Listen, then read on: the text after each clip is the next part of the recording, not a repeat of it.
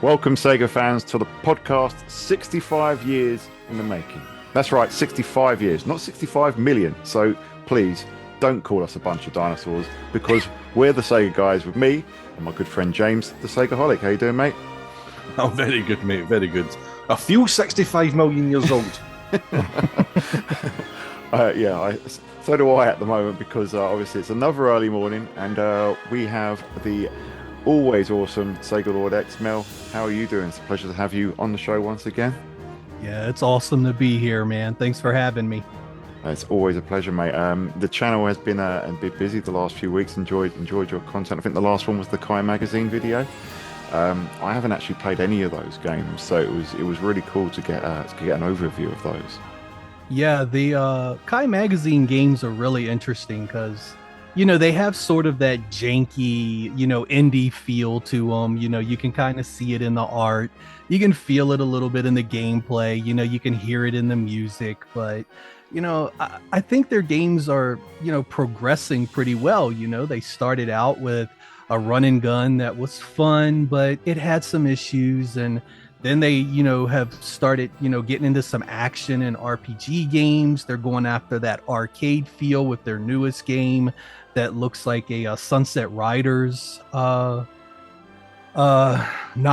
in a way, I guess you could say. But, those games from them have really, especially their RPG, the depth of that RPG was surprising from an indie developer, especially one that hasn't made but 5 games for the Genesis now. But yeah, I mean, those games were a lot better than you may think they'd be. So I recommend you give them a try. Yeah, some of them were, some of the cutscenes and stuff were really visually impressive. Like you were saying, they're like stuff out of the Mega CD with how they are, which is pretty impressive, I thought. Yeah, that audio chip that they've dropped in their RPG, the Four Winds RPG, that sounds amazing. I mean, they've really got the Mega Drive pumping out some impressive tunes with that. So it'd be interesting to see how far they take it. Yeah, it's amazing how many games are coming out on the Mega Drive and Genesis and in the coming years. It's like Mad. I think there's that website that's got like a list of them and it goes on for pages and pages and pages. You keep clicking and there's still more. And then you've got those games, you've got all sorts of indie games, you've got the Yuzo Koshiro game Eartheon. It just that's that console, man. It's just it's like it's never gonna die. Yeah, people are, they're creating those developer environments for it where I think they're really opening it up at a level where those other consoles you're not really seeing it on like anything similar like on the Super Nintendo or on the PC Engine or anything like that. Like people are really using the Genesis and creating tools for it so that other people can come along and be like, well, hell, I'm going to make this game for it. I'm going to do R-Type and Final Fight, games that it never had. That's incredible because you're able to basically have a Genesis in 2025 and get brand new games for it. And it's not just like we've seen with the Dreamcast before Callisto OS kind of kicked off, where Dreamcast was getting a lot of like kind of 8-bit style games and they weren't really doing the system justice. Whereas like the stuff in the Mega Drive, it's like these are like full experiences that are beyond anything that you thought was possible, like whenever it was in its retail life. Like Mega Final Fight is just ridiculous. Like I remember we've been following that like yourself since like day one. And I remember like Mauro talking about like cumulative slowdown where the game would start off and it was smooth, but by like the part whenever you take on or you smash the car up in the petrol station, like it was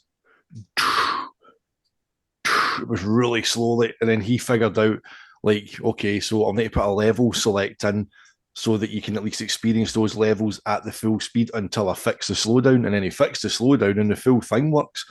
And then like, I mean, we did the last video and the kind of the pre public release that he's done, and it's obviously stage 6 is complete, and like people were going, yeah, it looks great, but the flickering characters are a bit annoying, and I'm like, give the man credit. It's like, come on, like look at what he has done. Don't try and find one little flaw because like some of the characters' legs have got a bit of flickering on them.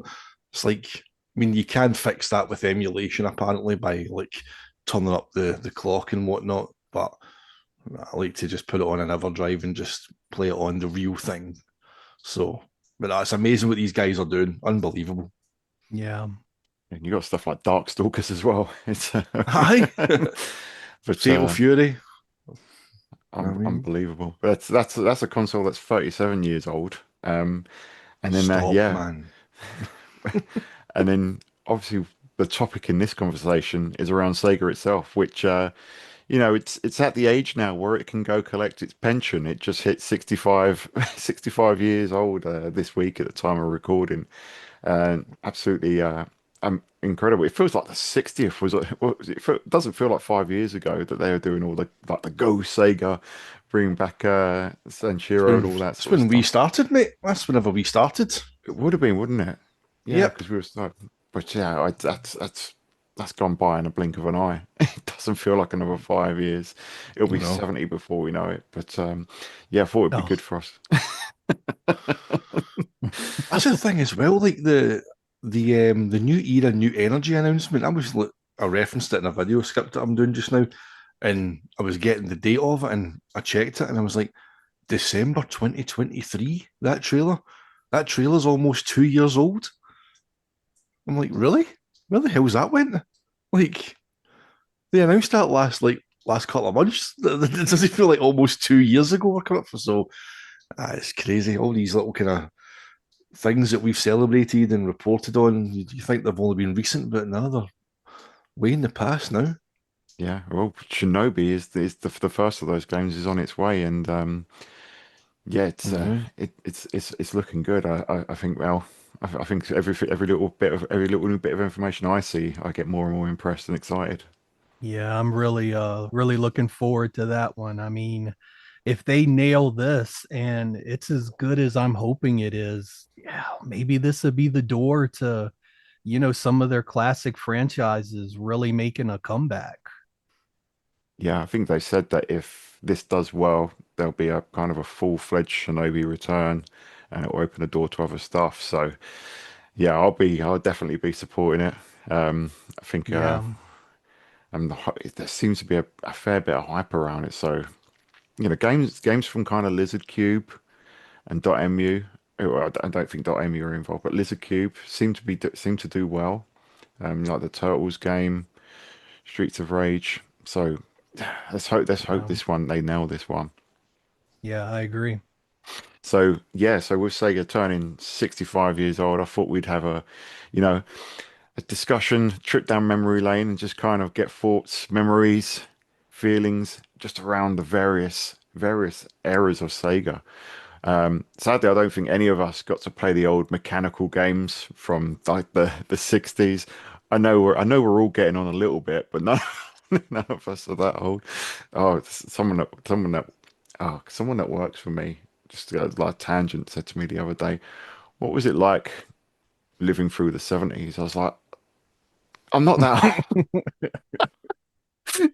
Thing is, he was asking like, "What was it like? What in our place of work?" And I was like, "No, I was, I wasn't even." Mate, you don't look right. Okay, you don't look old enough like to have like lived the 70s, right? But you certainly don't look old enough to have been working age in the 70s, man. That's like, oh, I was like, Jesus. why are you asking me this question? But anyway, no, none of us played the old mechanical games. But yeah, I was thinking about what was your introduction to Sega? So Mel, when did Sega first come to prominence in your eyes? When were you first aware of Sega? What was the first Sega game you played? Oh man, I'd be lying if I could like target the original first game from Sega I played, but I was born in 75. So in the early 80s that was sort of when I finally started to notice arcade games. And you would see Sega's name on the side of, some games. You'd see, sit down units like Turbo was from Sega.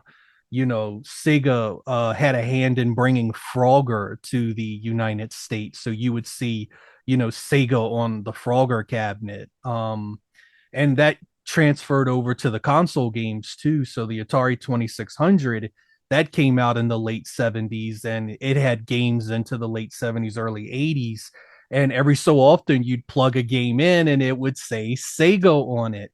So those were the first times I really started to take notice of Sega. And it was like, hey, Sega has this cool game. And the first I remember seeing the Buck Rogers game in the arcade, where that was really the first scaling game I had ever seen that I can really recall.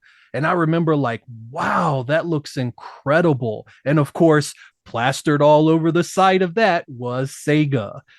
So in the early 80s, I wouldn't say that I knew who Sega was. I didn't know its history. I didn't know the games that were attached to it, but I really started to take notice that Sega's name was on the side of some of the cool arcade games I was starting to see and play. And, of course, that went right on into the mid 80s, dude, when the super scalers started hitting. And you knew then when it had Sega on the side of the cabinet, you fucking paid attention to it. you know, it was like you go into the arcade and it's like you can't even see the screen yet.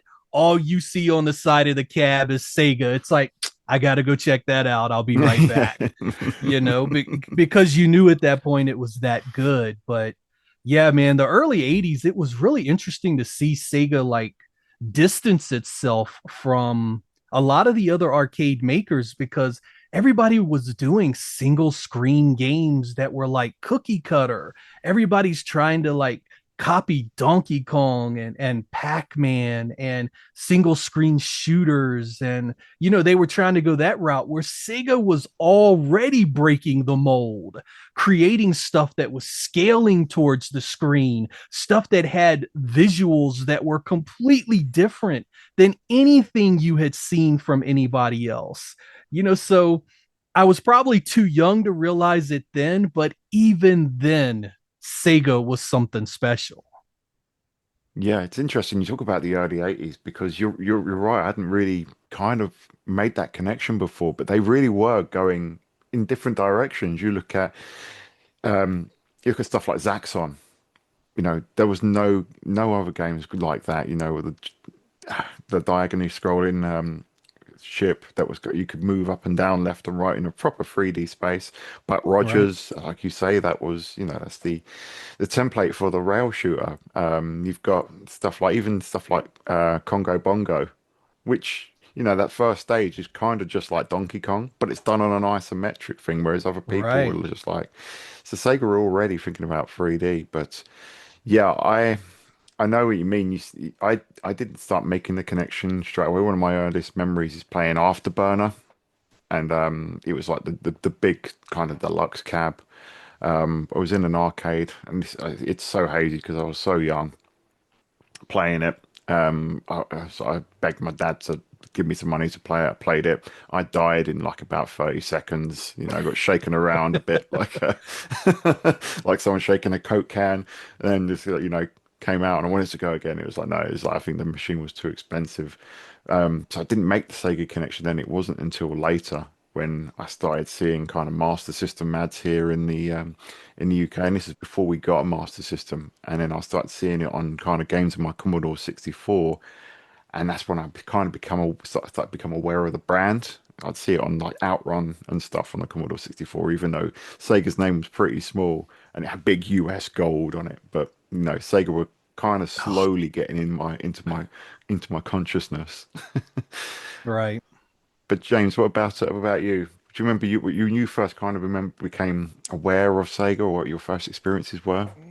Aye, so basically on the Spectrum, pretty much like you said with the C64, like I remember getting Turbo Outrun on the Spectrum as part of like a compilation US Gold pack. But again, it was like Sega's name was very small on it. It was all US Gold logos everywhere. So I didn't.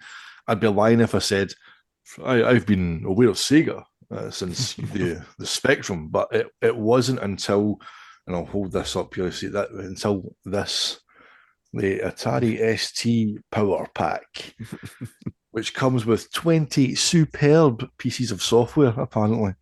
But in amongst some of those games, obviously you've got like Gauntlet 2, you've got Bomb Jack, Double Dragon, but the big hitters in there were Afterburner, Space Harrier, Super Hang On, I Outrun, Afterburner, Super Hang-On, and Space Harrier were the kind of four big Sega games, and on those, the Sega logo did seem a bit more kind of prominent. So that was when, I mean, they're not the best playing versions, but at the age I was back then, like 11 or 12 years old, like they played fine. I'm not going to retrospectively apply cynicism to my childhood, from my adulthood. It's like back then, they looked great. I'd come from the Spectrum. They looked and played fine to my eyes, but also going back now, they're not the best ports. But that was when the name started, because you can through these and you're putting them on, and then that was the one name that's had the kind of biggest presence kind of collectively on that pack. And then it would be a few years later, obviously, I would get the Game Gear in time just before the '94 World Cup in the US. And then obviously in between those years, I'd wanted that Mega Drive, didn't get one. That's that story about whenever my Spectrum was sold in the classifieds.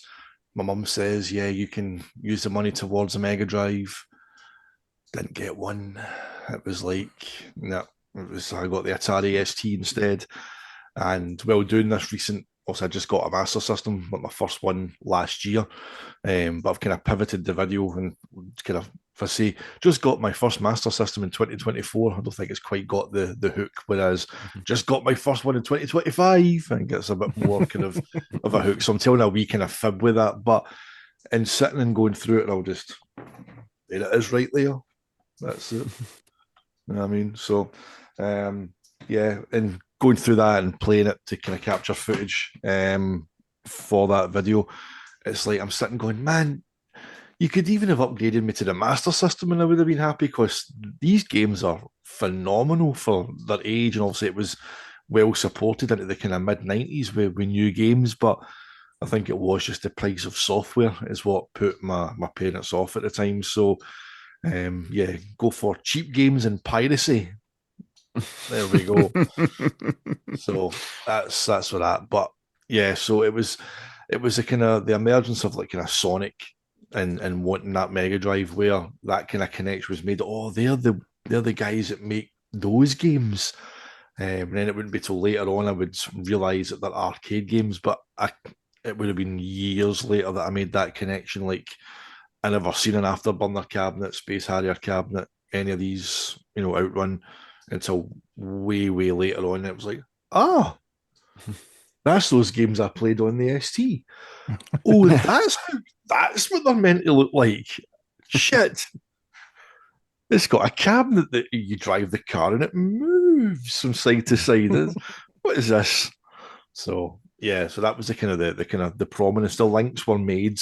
It was like a kind of jigsaw puzzle, all these little kind of pieces, witnessing things in different places. It all finally came together, and like as you said, Mel, that blue logo, it sort of became like, Nintendo have got their little seal of approval, little gold circle with the wee jagged edges. Well, Sega's logo was a seal of approval on itself. Yeah, spot on, mate. I actually had a similar, because I played Afterburner. That's one of the first games I remember playing, and when I look back, I think, well, that was a pretty good entry to to introduction. But I played Outrun first on the Commodore 64, and I loved it. But I was just like, I didn't have the reference for what it looked like apart from on the box. It's like images from various versions. You'd have like the Amiga and the ST one on the back, but yeah, it's kind of when I saw it in the arcade, my mind was blown, and I think that's probably something that's it's very hard to get that across to kind of modern audiences, like the younger ones. I mean, because you get people saying, "Oh, Xbox are the new Sega. Are they going to do a Sega and go third party?" And you're like, well, Sega were predominantly and always have been an arcade company. They're still making arcade games now. And that's what they were doing way before they made consoles. They haven't stopped, and that's who Sega are. And I think that probably is, as much as we all love the home hardware, that's probably Sega's biggest identity as an arcade maker. What do you think, Mel?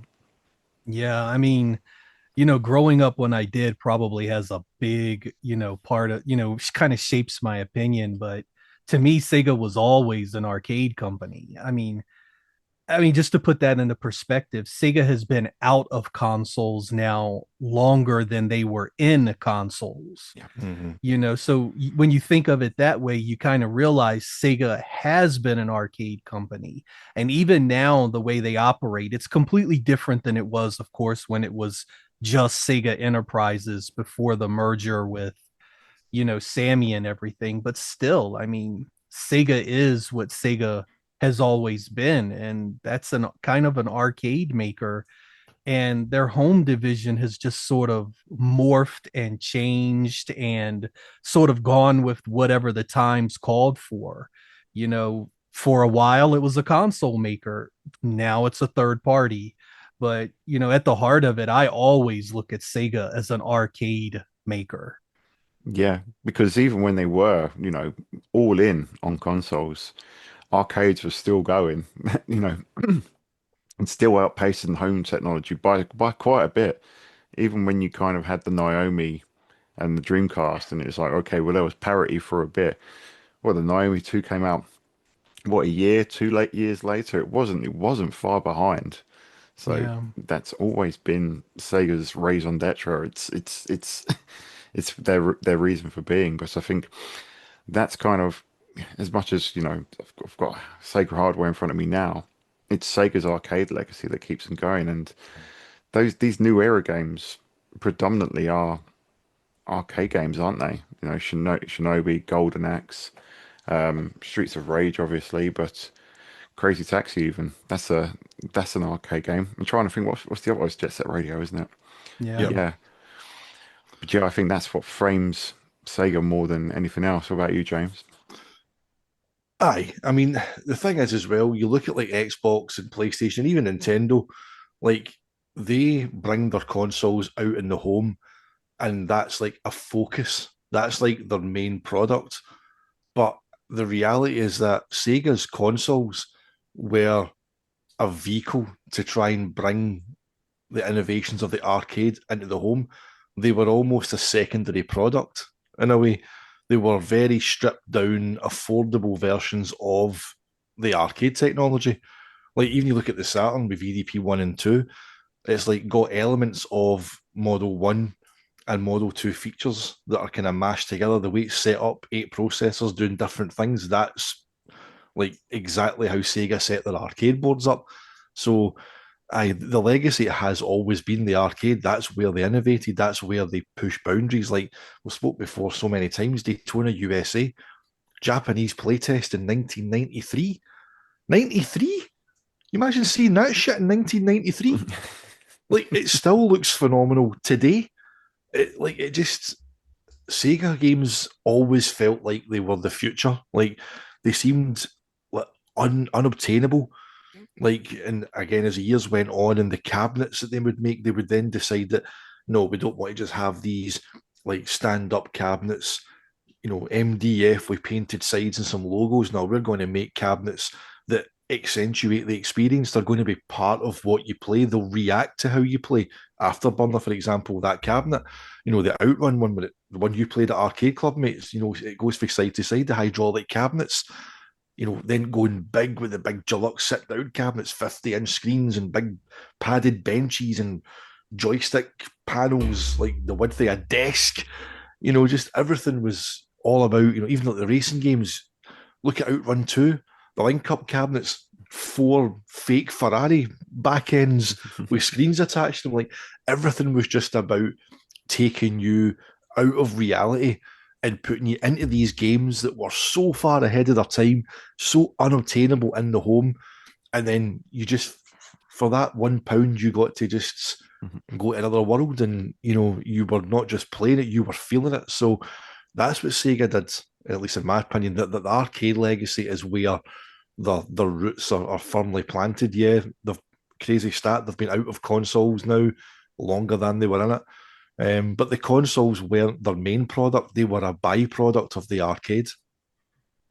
Yeah, it was hardware designed to play versions of their Yep. arcade games. When I was whenever I when I became aware of Sega and when we first got the Master System and we'd play a game in the arcade and see the Sega logo, I was like, do you know what, this could come to the Master System, or after that it's like this could come to the Mega Drive.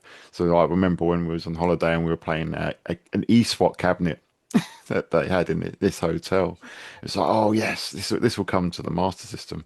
It's not good on the Master System, but it's and obviously the Mega Drive port version is different, but you had that unique arcade feel, and that's something they are the kings of the arcade. And what are they? I think they've got the Guinness Book of Records for the most arcade games published, haven't they? I They've I'm think. got to surprised.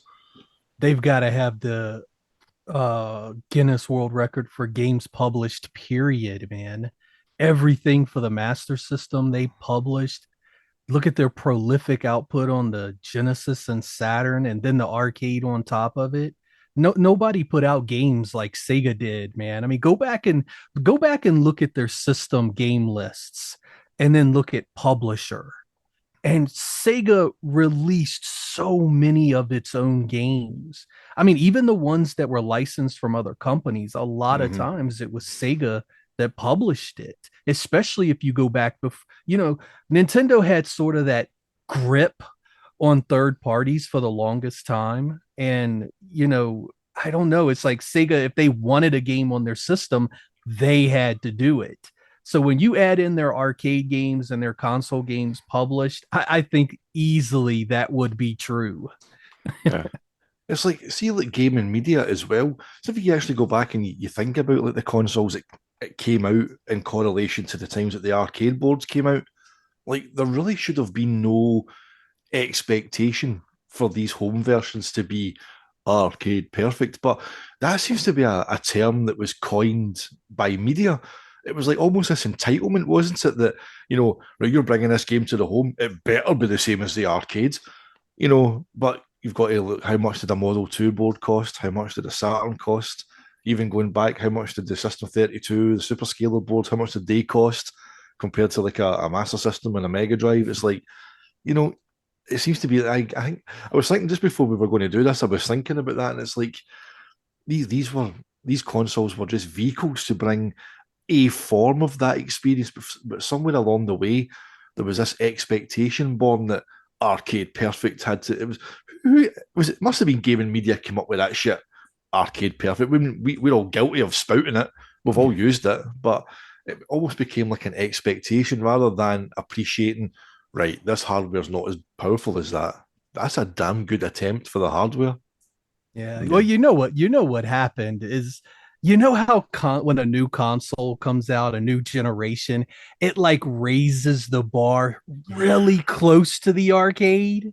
So it's like when the Genesis came out, it's like, whoa, look at Altered Beast. That's really close to the arcade. And then, of course, very quickly, the arcade would shit on the Genesis and really show you, yeah, the arcade is still way better, guys.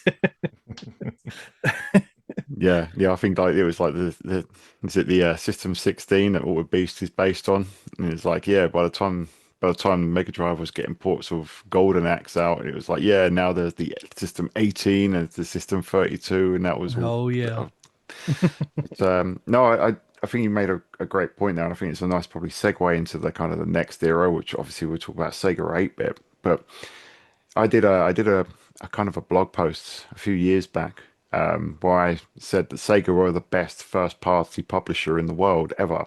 And the reason, my justification for that is you look at published games on console, on the Master System, it's basically everything. Double Dragon, yeah, that's Sega. R-Type, that's Sega. Um, you look at the Mega Drive, there's majority of games there. But even when you get into kind of the PlayStation 2, Sega were the most prolific games publisher, second only to EA, and they've made and published so many games. It's unbelievable. But coming back to kind of the 8-bit era, Sega pretty much did it all themselves, didn't they? They would, as you say, Nintendo had that stranglehold on third parties. You look at what Nintendo published on the NES, and at first it's quite, quite stacked, and then it's kind of like they just kind of sat back and was just like, yeah, this thing's doing itself now. We'll just make a couple more Mario games, and we'll, we'll let Konami and everyone take care of the rest. But did you get to play? You played a Master System back in the day, didn't you? Back kind of in its heyday. Did you own one, or did you play one for a friend? For me, Yeah. I'm sorry. Actually, I was a Nintendo kid, an NES kid, and I got that sucker for in the Christmas of '86, and that was all I cared about, man. I love that NES. I mean, the games coming out were unreal. The next few years, you got stuff like Castlevania and Zelda, and you got a couple of more Marios on it. So I was all in on that. But I would say it was probably, I want to say it was either my friend's birthday in '87 or it was it was either late '87 or early '88. He got a Sega Master System. Now, I knew who Sega was, but I had never played a Master System at this point. And he gets a Master System, and I'm introduced to it. And he rapidly gets games over the next few months. I mean, it was almost like he was getting a new game every single month. And, this was unreal to me because I didn't get new games. I had to borrow games from people. I mean, you got to think back then, games are still at this point 30, 40, $50 in the United States. They are not cheap. But anyway, he gets a Master System. He rapidly gets these games, man. And over the months afterwards, through Christmas that year, he's scoring stuff. Shinobi, the Ninja, Roston, Rampage. He's getting these games, man. And it's just like, whoa, this looks so much better than anything on my Nintendo. And I really started to get an appreciation for the Master System. Like, I kind of recognized that nobody else owned the thing. So there was really no way I could get one because I wouldn't be able to play any games on it because nobody had the thing. But, seeing the Master System back then, it just made me want one so bad because the color was so much better and the sound was so unique. And I don't know, man. There was something closer to the arcade about it than it was the NES. The NES, sort of when arcade games were, converted down to the NES, they changed the game completely. Like, they didn't mean for that to be a port. They took the game idea and then they created a new game for the NES. So it was different. But the Master System, a lot of times, genuinely still tried to give you that arcade experience. And, I noticed that and I appreciated that. And I love the way it, looked. So, the Master System made a big impression on me then. And then over the course of the next couple of years, he continued to get Master System games there. And I was always interested to play each and every one because I thought a lot of them were so good. And then you would run across something that was just mind blowing. Like the first time I played Phantasy Star, it was like, whoa, this looks really good. And holy hell, some of this looks three-dimensional. Those forward scrolling dungeon stages back when that game came out, it was like, wow, that looks unbelievable. Like, there's nothing like that on the console market right now. So yeah, man, the Master System made a big impression on me. I knew I could never get it because, family didn't have a lot of money. I knew I wasn't going to get a second game system back then. But when my friend got it, man, I was at his house promptly whenever he got a new game to play whatever it was he got. Yeah, I think it's great to hear that it had made such an impression. I think that was Sega's problem, wasn't it? The NES was so embedded Oh, it and was. so entrenched, and that's the thing. I think we all did it.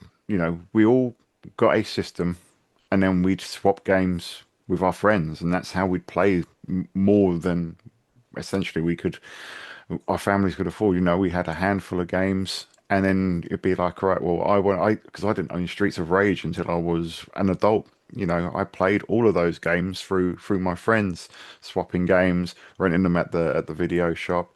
So yeah, and then if you don't have access to that library through that mains, that kind of restricts your exposure to the console, doesn't it? Yeah, it Now, really did they does. have like they had some like budget games here in the UK. The Ninja released at like under £10. Did they have anything like that you're aware of in The the the US? on, the only thing that I knew of at the time is they did have the Sega cards here, and the Sega cards were a lot cheaper than the cartridges. Like I think your average Master System game would have been 30 or $40. And I want to say the card games were like $20. So stuff like oh man, I can't think of anything right off my hand. He did have a couple of card games eventually. I mean, I didn't think too much of the card games because they really were budget games at the time. And compared to the like full-blown cartridge, it's like when you play Transbot, it's Yeah. like Transbot's like it's like, oh yeah, this is cool Transformer, pew pew pew, and it's like 10 minutes in, it's like, okay, I'm done. I've seen Transbot. Let's go back to Shinobi. Yeah. Transport goes, I think it loops on forever, doesn't it? Yeah, I think it does. Yeah. Oh, and you, James, did you have any exposure to the Master System beforehand? I mean, your 8-bit exposure was the Game Gear, wasn't it? But Yep. you hadn't played a Master System before then, had you? No, I knew a couple of friends that had one, but predominantly in school, man. Like, see, in the UK, the NES or the NES, or you want to pronounce it, that's like it wasn't really like in America. It was like omnipresent. It was like in America, people say they're going to play Nintendo. They don't say we're going to play video games. We just said Nintendo. It was like an all encompassing term for gaming. But like in the UK, like I still think our Nintendo craze kicked in with the Game Boy and Tetris. I don't think like the NES was very much. It was something that maybe one person had. Like I know there was a big guy Kenny in school. He had one, and like we used to go up to his, and I remember playing Teenage Mutant Ninja Turtles on it, and like it was brilliant. It was great to play. It was hard as fucking nails, right enough, but like it didn't make me go, oh, I'd like that instead of a Spectrum. It was like I was really happy with my lot on the Spectrum because like the games were cheap. Like you could go and like, pick up a new game for $1.99. Like if games were like left long enough, you could like get like a compilation pack with like 5 games. Like there was, I remember getting like Batman the movie and RoboCop whenever they were in their big box, and I can still hear the squeak on the RoboCop box as you take the top lid off and the plastic insert that holds the tape would lift up. Like Dan's like, you can hear it, can't you? I can hear You, it. like and like I can still hear that. But then years later, a couple of years later, they brought out Ocean Software, like brought out the Hollywood pack, and it was like Indiana Jones, RoboCop, Batman. There was one other game as well. But again, the artwork for this box, it was like a drive-through, and the cinema screen was there with the 4 game boxes and like a Cadillac with a guy and his missus sitting like that, looking ahead to the screen. So like the 8-bit computers in the UK, like the whole, I said it before, the whole video game crash just didn't touch us here. Like we had such a vibrant coding scene. Like Ocean Software just became in the 80s and into the early 90s like the dominant like publisher and game developer. Like they got every movie tie-in, like RoboCop, Batman, Terminator 2, Total Recall, you name it. They were doing like tie-in games for it, and we were just like basically swapping games. Like you'd go up to your mates and you would borrow a couple of tapes. They'd take some of yours. You could bring them into school. What kind of games have you picked up? Remember the first time my mum let me go on the bus myself, right? That's a total tangent, right? Used to get £2 a week pocket money, right? And I remember the first time I was allowed to go on the bus myself, there was a shop called the Micro Shop. It was on the border of a place in Glasgow called Thornwood and Partick, right? It was kind of just on the border of both, so you could say it was in either. And it was a grand total of 5 stops away from my house, right? You have to think there, 5 stops, and it was 25 pence to get the bus, right? So mum used to give me a bus fare there and back, and I would go in with my £2, and I would literally raid like the bargain bins. They had like reduced games. Sometimes the cases were damaged. Sometimes they had like the inserts were missing. So you could always like, pick up a wee bargain. So like games were just so cheap, and like me and my friends were all like into digging into those bargain buckets. And like occasionally, if you saved up for like a month, you could go and buy like a 10 quid new release. It's like, ooh, like you felt like you'd earned that shit. You know, it's like it was hellish while all your mates were getting new games, and you had to go and, you know, I would keep my money because I need to buy Robocop. It's like, but aye, so that was my 8-bit experience, was all Spectrum. And look, I know if you go back and look at those games now, they don't look great, but there's a severe nostalgia attached to them. Like again, like the Robocop, Batman the movie are just phenomenal games to play. Like they play so well. Like the Robocop port's kind of based on the arcade game, that side-scrolling shooting, you know, duck down to avoid the guys with the bikes, and, you know, punch them if you get too close, and pick up your baby food jars for health and stuff like that. So aye, just great fun, but there was no major like Master System presence at all at school. So a couple of guys had one. They kind of had their own wee kind of like private club, almost like me and Sam with a Saturn to an extent, you know, and years later. But no, it was very much Spectrum dominated. It was a few C64 owners as well, but it was all mainly Spectrum. It wasn't, as you said, mate, until like the Game Gear where I got to experience 8-bit Sega, and it was the Game Gear pack that I got for my birthday in '94, and it came with that 4-in-1 game pack: penalty kicks, tennis, columns, and rally. Used to love the penalty kicks game on that; it was so good.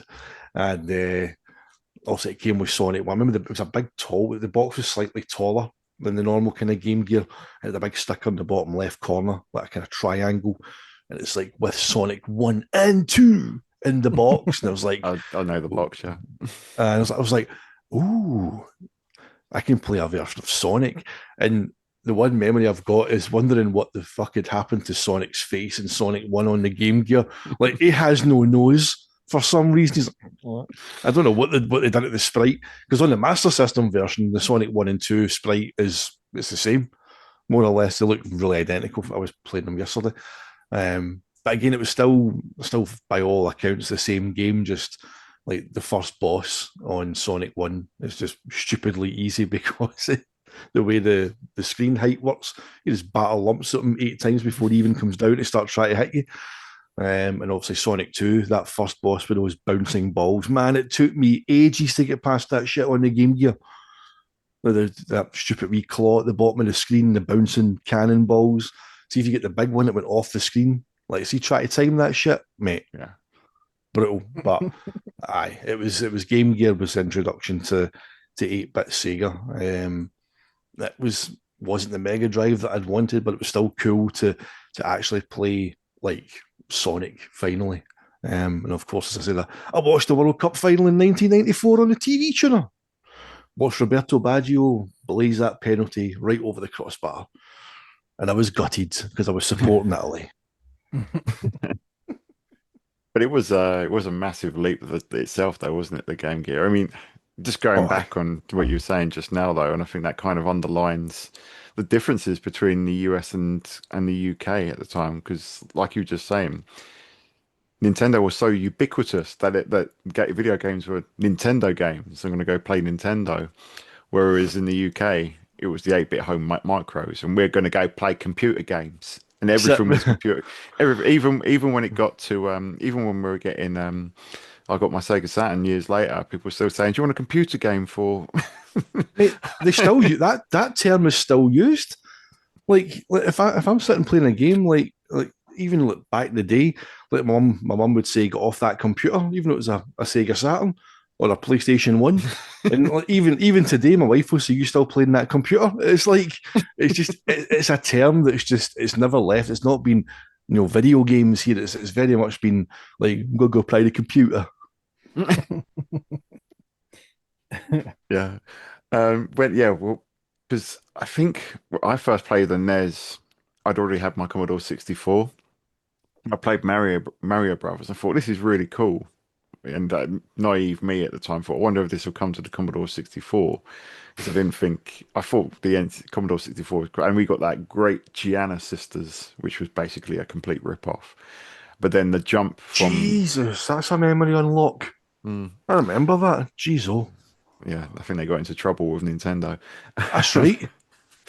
And then my Oh, brother got the Master System for his birthday, and I've never been so jealous, because that did feel like a big step up from what I was playing. Because I was like, it's my computer, my computer. And then all of a sudden it's like, oh, can I play your thing? you know, s- AOL with siblings and stuff. But Sonic was the game that blew me away. I played Alex Kidd, and Space Harrier was another one where the port of that people may scoff at it now, but when I first played that, I thought that was amazing. So the Master System is really special to me. That was my introduction to Sega in the home outside the Commodore 64 ports, and obviously those ports on the C64 weren't handled by Sega most of the time, but on the Master System, it was kind of just crystallized it like this is how these games are supposed to play. And then, you're talking about the Game Gear just now. Mel, what was your experience with the Game Gear? Did you get one back in its day? Did you play one, or did you manage to see one? Oh, I actually imported one from Japan the Oh, month that really? it came out. I of course did. they did. This will be a good story. Here we go. Oh yeah, man. I remember I was already like really getting into the handheld consoles that were coming out because back in 89 the Game Boy comes out and it's like, that's really the first time at least in my opinion where games on the go it was actually worth something. Before then you had those little crappy LCD games where you had the little figures that were segmented and the ball would have like four places on the screen that it would flash and uh I mean that really wasn't gaming to me. That was just some crappy ass little LCD thing. It's But Tiger Electronics, wasn't it? yeah, the Tiger Electronic games, Oh man. man. Yeah, I remember when I got the first one I got, it was like Castlevania 2 or something. And I remember I got it so excited. And I just remember all you could do is stand there and like do the same thing over and over again. And it's like, this sucks. So when the Game Boy comes out, it's like, wow, this is actually video games on the go. So of course, then the Atari Lynx comes along, and you're like, "Whoa, Atari Lynx! Look at this thing!" And then Sega announces, there's a Game Gear coming out, and it was one of my biggest regrets importing that thing because I had no clue at the time that the US release date was so close to it. So I import it. I pay this premium to import it. And then literally months later, it's out in the US cheaper with all of these games coming out for it. So it was just like, oh, what a mistake. So my initial experience with the Game Gear was one of regret because of that. But it quickly, man, once you started playing games like Castle of Illusion, and you got columns on the go and you started getting into some of those good games coming out. I ended up loving the Game Gear. Once I got it again, the US version, because I ended up trading back in. Ooh, and that was another thing, man. Back in the day when you would import something by telephone, you could call the company back to trade it back in, kind of like you do with a modern day game store. And man, he gave me half of what I paid for it, you know. But I knew that if I didn't do it, I was going to get even less once the US version had come out. So yeah, man. I mean, that ended up being a nightmare for me the way that panned out. But I mean, yeah, the Game Gear was awesome. Once I got the US one, I kept that sucker for, oh my God, I guess it was 10 years before the screen finally gave out on it. Wow. And there's some absolutely astonishing games on there as well, isn't there? I mean, the Mm. two Shinobi ones are absolutely phenomenal. And you know, it's those because if you've got the Japanese version, it's like when did you say you played a Master System? 80, 87? You know, you're only a few years removed, and all of a sudden you've got those games on the go. Yeah, that's exactly what I was like thinking when I bought the thing. It was like, hold on for a second. You're telling me that I'm going to get perfect Master System games on the go on a color screen with a backlight, and I can buy a TV tuner for it. I mean, this thing sounds like the most incredible thing ever. And you know, back in the day, let me tell you what was just the coolest thing ever is the TV tuner had this little adapter that you could get for it where you could actually hook the Nintendo up to it. So at home, you're sitting there with the TV tuner and the little AV, adapter thing that would plug in, and you'd hook your NES up to it, and you're sitting there playing like NES on the Game Gear.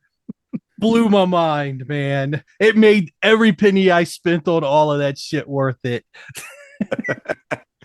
Because that's the thing, like the Game Gear, and that was the kind of the video I did a while back on the Game Gear. It was the first time that the full console experience had been taken on the go.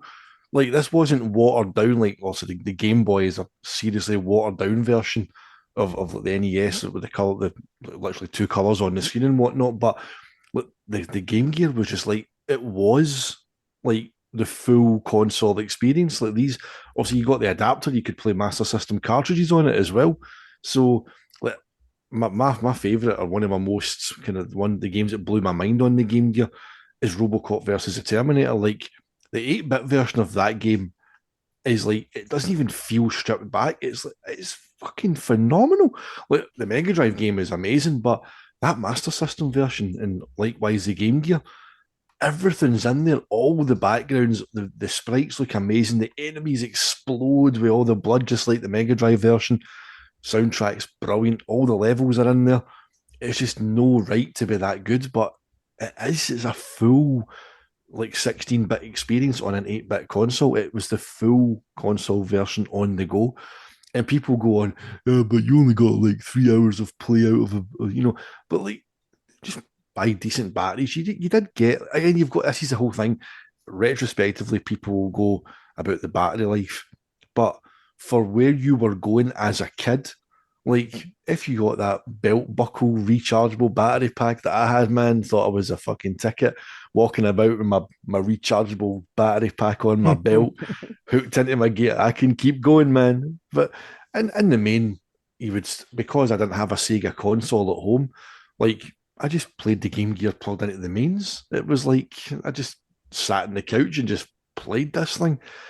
But it pretty much was, if you think about it, it was like the blueprint for what would eventually become something like the PSP, because it had a TV tuner, so that's given it a form of multimedia. It was still TV. You could watch live TV on it. The big aerial, taking that big silver aerial, and tuning it in with the wee dial on the side and watching the wee bar to find your frequency and whatnot. But it was still giving you a multimedia function beyond gaming. And it took the full console experience on the go, like I say, just like PSP was essentially the PlayStation 2 on the go. So again, Sega doing things first, doing things too early.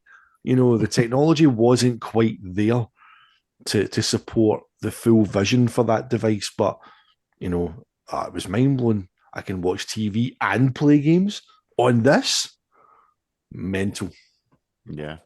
I think the battery life is I think obviously it had six batteries, and the battery life was shorter than the Game Boy.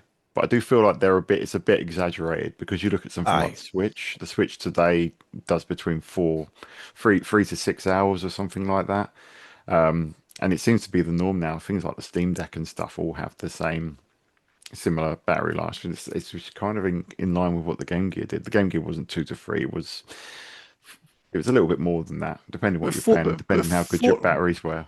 aye, 4 to 6 hours usually if you bought good brand batteries. If you're buying like cheap shit batteries out of like a wee like convenience store or something that had like some unpronounceable brand on them, then yeah, you were going to suffer. But if you got like Duracells or something decent, you would still get about 4 to 6 hours. But again, I never went anywhere as a kid that I wasn't going to be plugging it. I wasn't going away for 4 to 6 hours somewhere to take my Game Gear. It never, like, I had that rechargeable battery pack and I took it with me, I think, as a total flex because I thought it was cool. I've got a battery I can clip on my belt, man. It's like, but I think, again, if you talk about like, look at what the technology is doing at the time and then what it's powering, as you say, mate, as you kind of scale up through the years, like Switch, Steam Deck, again, for the power and for what it's doing and for what the screen's pushing, then the battery life kind of it scales in comparison. So I think people it's a go-to gag for the Game Gear. Is it's got shit battery life. It's like no, fucking amazing games is what it had. Yeah, it did have some amazing games. I mean, my sister got one, and yeah, I loved borrowing it off her. Um, and the thing about it is that it's got greater color depth than the Master System, and in Yep. some cases even than the Mega Drive. So, um, it was, games just occasionally, when people took advantage of it, they didn't always take advantage of it. But when they did, games looked far richer, and that's how you'd end up with stuff like Rise Star, as good as that port looks That's an on the Game Gear. insane version of that game. And again, look at all the mods that have came out for the Game Gear as well. Like you look at like, the McWill screens, you could have USB-C chargers.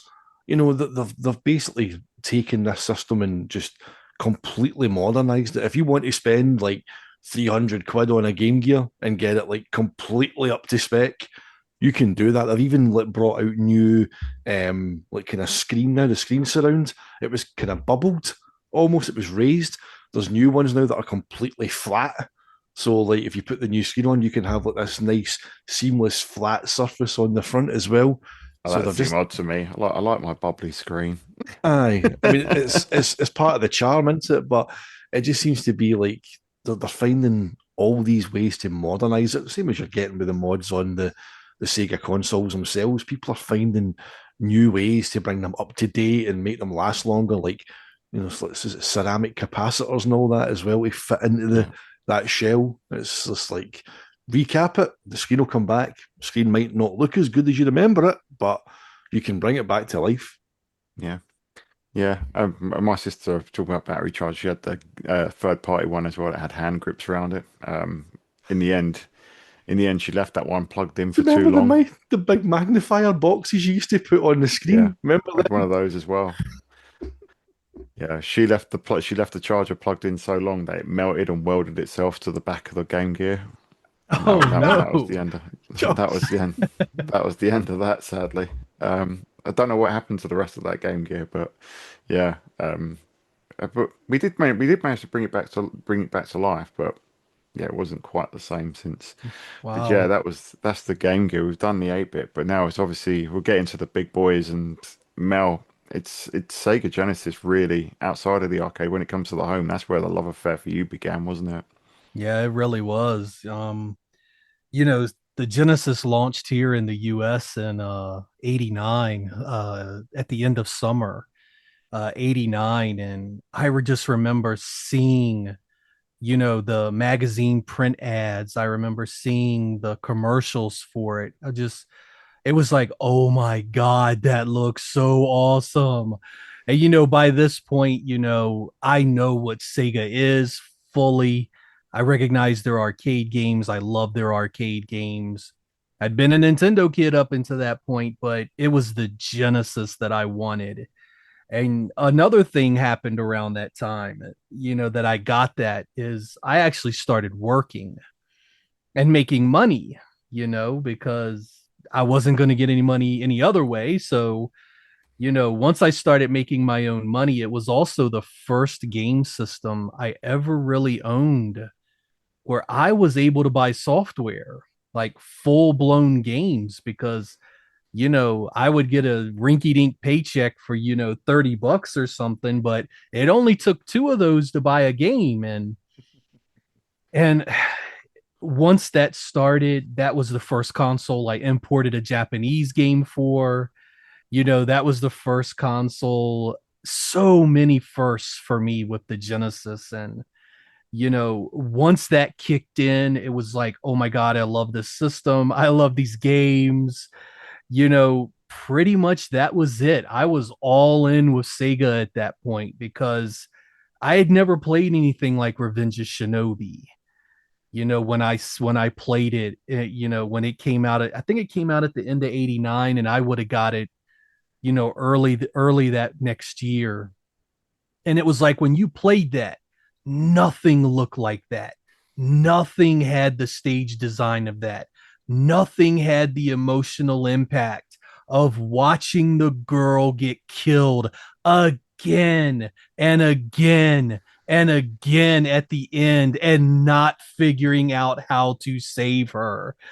You know, back then, dude, there was no internet. And of course, the Sega Genesis was new and not a lot of people had it. So it's not like you had a friend who off on the side ruined it for you and said, hey, man, you got to do it this way. You didn't have any of that. It was like this raw experience where just for weeks and weeks, I'm trying to save this chick, and then finally you figured it out. It was like, oh my God, you long-haired bastard. That's it's how not you easy do getting it. there, though, is it? It's Yeah. it's so hard to get that over and over again just for her to die. Oh man, and it's like when you figured it out, it was like, yes. So and it's like just a dozen times afterwards, it was like you savor and it's like finally, but like the replay value, the push of that, the emotional investment of that, everything about the Genesis was like that for me, man. And it went like that through the years. In 91, I was playing football, and my best friend at the time, man, comes from in front of me, hits me crossways in my right knee, hyperextends, breaks my leg the opposite direction. Multiple surgeries, man. I'm laid up in the hospital. I'm feeling crappy. I'm not going to be able to play football that year in high school now because knee is going to need months and months of healing and then therapy. And I'm sitting there, man. I'm like, I'm devastated. I'm not going to be able to do crap. And I get to play Streets of Rage, man. And the end of that summer, into the beginning of school, that Streets of Rage, the first game, was like this emotional crutch for me to get through this horrific time where I can do absolutely nothing. Years ruined for my sports aspirations, but there the Genesis was, man, right beside me the whole time, giving me great games and great experiences, as I got through that stuff. And I think that's what a lot of people don't understand when they talk about their favorites. Some of this stuff is so personally tied to your experience. You can't say somebody is wrong about something when their experience dictates to them something radically different than what you experienced. And that's the Genesis in a nutshell for me. Every step of the way, the Genesis was something special. From arcade games that were really close. It's like when you first saw Strider on the Genesis for the first time. It was like arcade, it was a mind-blowing experience to see Strider running down that snowy mountain in the arcade. And then just very, very short while later, you were running down that same snowy mountain on the Genesis. Experiences like that made owning a Genesis absolutely special. One of my favorite consoles of all time, man. How'd you follow that? Yeah, Oh man, yeah, I got. that's a horrific injury, man. Jesus Christ! How long did that take you to go over that? That was Oh, Says, let's man, see. That would have happened in August of 91. I was in the hospital for 3 days after the first surgery, came home. They had to let the bone heal. I came out of the cast 6 weeks later. They had to break the bone, part of the bone again, and screw it back together because it wasn't healing properly. I had to have a surgery because I had torn something as well.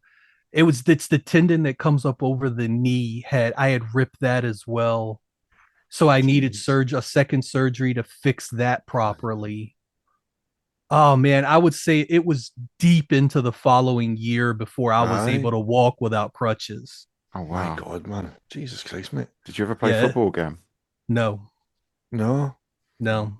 I could never the basically what had happened was is I mean I would never be able to get up to show you, but basically when the leg hyperextended and the lower bone snapped, it came back to where the bone healed at a curvature. So I'm not able to keep I guess you could say a run going Right. without it hurting to a degree. So, man, the football was done at that point. And of Jeez, course, oh, man. when I say football here, of course, I mean American Yeah. football. So the last thing I needed was another 350 pound, guy hitting me in the same spot and doing it again. Gee, man, I would have been crippled. Mm-hmm. So, Jeez, oh, yeah. man. Wow. Video games, eh? Thank God they were there. I got you're right, but it's like all these kind of systems and games, we've all got like stories that are just tied to them that make them so personal. But I also had no idea that had happened to you. So I get at least you had something there that that'll always remind you of that kind of rehab. Those games will be always closely tied to that, and they would have got you through it, man. Because that's nothing worse than being laid up with an injury. But Jesus Christ, man, that's brutal. Yeah. Yeah. I mean, I would have loved to have played the Mega Drive kind of in those early days because you got yours quite early on, didn't you, Mel? Yeah, I got it the Christmas of 89. My mother got it for me for Christmas. Amazing. Because I feel like there's kind of a line when I play games. I think we were kind of touching on it before we started recording. We were talking about Streets of Rage and Streets of Rage 2. Yeah. And I was thinking about the early Mega Drive games, your Revenge of Shinobi's, Altered Beast, Strider, Moonwalker. And then you kind of had Sonic Land, and it felt like the visual makeup of these Mega Drive games kind of shifted because there's something nice and raw and gritty about those games that came out.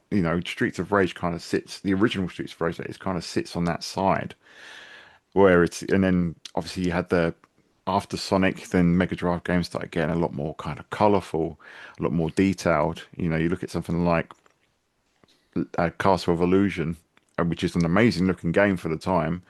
And then you get to 1992 with like World of Illusion, where it's a lot more kind of looks like an animation cell, so to Mm-hmm. speak. Do you have that? Do you see it that way, or is it kind of just am I kind of seeing something there? No, you're totally right, man. Basically, I think what you have is the Genesis existed before and after Sonic.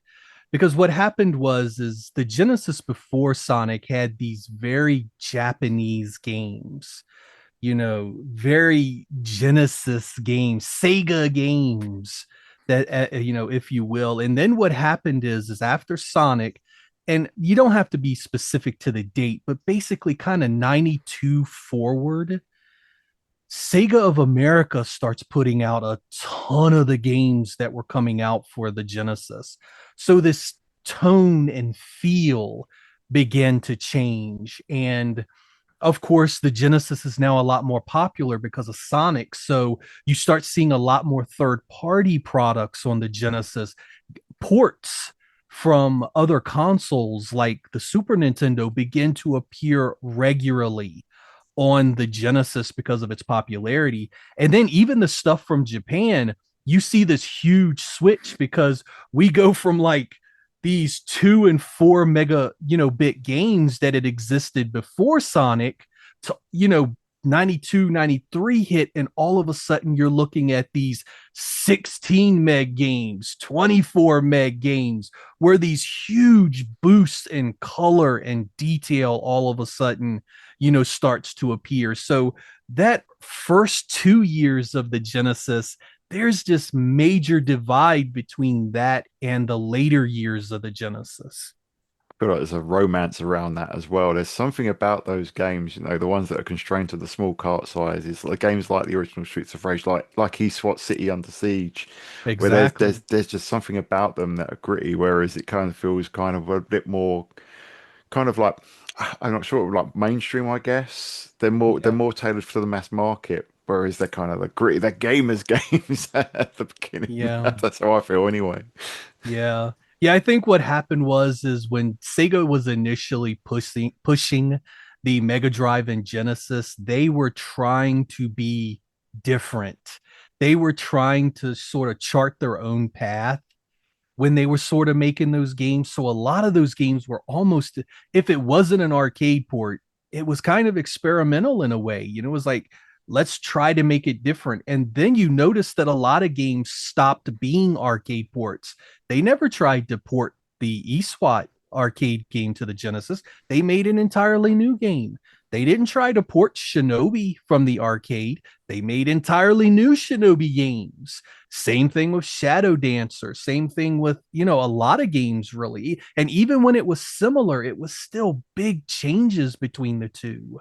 And I think Sega was trying to kind of, cut that trail their own way. And then that's when Sonic hits. Sonic hits, and it's like, holy hell, man, we're selling millions of units now.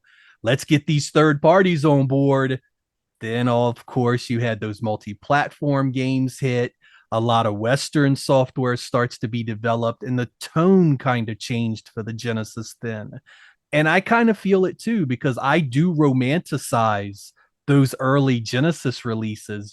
In that video, best in series that I did, I picked Streets of Rage 1 because Streets of Rage 1 has a feel to me that didn't exist in Streets of Rage 2 or 3. So yeah, I'm on board with that thinking, man. I feel exactly the same way. And of course, yeah, at some point, post Sonic, that's when we're talking about the Super Nintendo. Obviously, it came out in Japan before Sonic, then obviously hit the West after Sonic. And I suppose you can't. We were talking about the NES when we were talking about the Master System earlier. You can't talk about the Super Nintendo without the. You can't talk about the Mega Drive without the Super Nintendo. And I think, as much as people like to play console wars, I think you have to play. It's kind of it's the same with the NES and the Master System, but for the SNES and the Mega Drive, it's one of my favorite generations, just because it felt like they were constantly pushing each other for more and for better. And ultimately, though, I feel like the two are so different that they end up, even though they're competing, they complement each other. I'm a big fan of the Super Nintendo, but and obviously, I'm a Sega guy for the Genesis and the Mega Drive, but you know. They do very different things, and even when they did try to compete, you got your Fantasy Stars versus your Final Fantasies, and you end up with quite a quite an incredible generation of consoles at that time. I had one friend that had a SNES at the time, and the game that I seen first was Super Star Wars. And I thought that was cool as fuck, by the way. I thought it was just look with his wee blonde hair running through the desert with his lightsaber doing twirls and all that shit. It was just, I remember playing that. I thought it was quite cool. Obviously played Street Fighter 2 as well. The first one, the World Warriors, on the SNES as well. And then I had to go home and play it on the Amiga. That was a trudge home. Used to stay in the same street. Used to walk the block back to my house like, "Ooh, I'm going back to play my shit version." It's like I've got my 4 discs and my 3 external floppy drives daisy chained up to stop me having to swap discs. I'm living the dream. Oh man. Now Mega Drive for me was, again, it was Sonic is what made me want one. And like I used to watch like Games Master, and I've said this before, like see see, just to get a glimpse of Sonic and Street Fighter 2. But see, anytime they had like a challenge was to collect as many rings as you can in like 60 seconds, or who's the fastest to get through Green Hill Zone Act 1. Like, see that I used to just live for like hoping that I'd watch Games Master every week just for a glimpse of these games, especially Sonic. So I just, unfortunately, it wasn't until much later that I got to actually play a Mega Drive. As I say, I picked one up like secondhand in Game Zone, which was, so Game Zone was the bigger version of the micro shop that I used to go to for the Spectrum games. They moved premises to somewhere further up the road in Partick. It was a bigger shop, and they moved away from just being like a computer shop to being like console as well. So I remember I got one in there, but it was like 20 quid, and it came in like a carrier bag, and it was dusty and dirty, and the controllers were just flung in the bag, and the cartridge had no box. It was just it didn't make any kind of impression on me at all. It was like, because I already had the Saturn by this point, and I'm like, it just there was no grandeur around it. It was just the fact it was just secondhand, shoved in a bag, filthy. Like, there was no real enjoyment for it. But as I say, mate, I've got this here. You knew this was going to get wheeled out in this pod. This is, so before the Xbox Series S and X launched, I'd pre-ordered my Series S at the time, and Dan very kindly said to me, "I've put a package in the post for you," and it was this. So, and I've since got it 60 hertz switched as well. I can go from PAL, Japan, and US. So I've got it sorted. It's just beautiful, man. Look at that bad boy. So one of the prettiest consoles ever made, man. The thing is, man, like, honestly, see the two of them. Like, how fucking cool do these look? Honestly, man.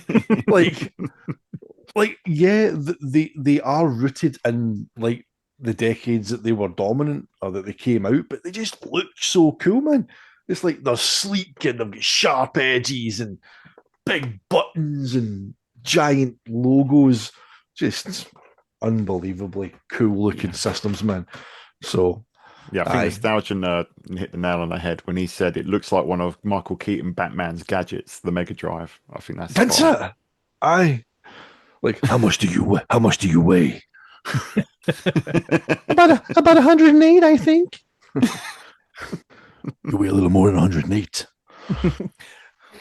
Oh man, but it's an amazing system, and obviously, like, getting things like your EverDrive cartridges and that as well just kind of unlocks the whole library. You know, you can, as well as putting the homebrew stuff on there that we're talking about, just opens it up. You know, just it's a system that you're just, it's, as we said, always getting new stuff. It's just always evolving. Just, I mean, we talk about how good Saturn homebrew is, how good, you know, Dreamcast is getting, but the Mega Drive's just not going away at all, man. That Brazilian scene is just rampant with absolute talent. So, brilliant, man. And I had that hooked up to the OSSC. It's the first time I've hooked it up to the OSSC. And I actually remember my reaction. I was sitting in the living room last night. I powered it on, and I had it hooked up to the gaming monitor through the OSSC, and I had it on ×4 on the settings. I just put on Streets of Rage 1, funnily enough. I was like, holy shit, how good does this still look, man? It was like just pin sharp, just that doom, doom, doom. Oh, here we go. Oh, so good, man. Special move, cop car turns up, big bazooka. Ah, man, great stuff. Yeah. Oh, I mean, the fact that it's still going today just speaks volumes. And yeah, I think that's when Sega were cool, wasn't it? Sega were the brand then, you know. Can I just ask Mel one question, because you were older and had like the arcade experience, and it's like, I know you're only 4 years older than me, but you know what I mean, like you were more aware of the arcades. I'm doing a video just now on the Sega Megatech, right? Which was like, and we always spoke about like how Sega were hell bent on bringing the arcade home, but then they flipped it on its head and brought the home back to the arcades. And a lot of the games that they featured were like the home ports of like SWAT, Shadow Dancer, Revenge of Shinobi. These were spins on what had already tried to come the other way. Did you ever see a Megatech in the flesh? I have seen it, but it was years later in a Mm. personal collection, and I'm positive that it came from Europe somewhere.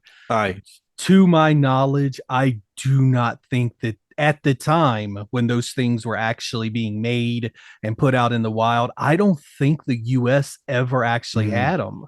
Because let me tell you, I visited many an arcade through my late teens, early 20s, and to my recollection, I never saw one in the Mm. wild.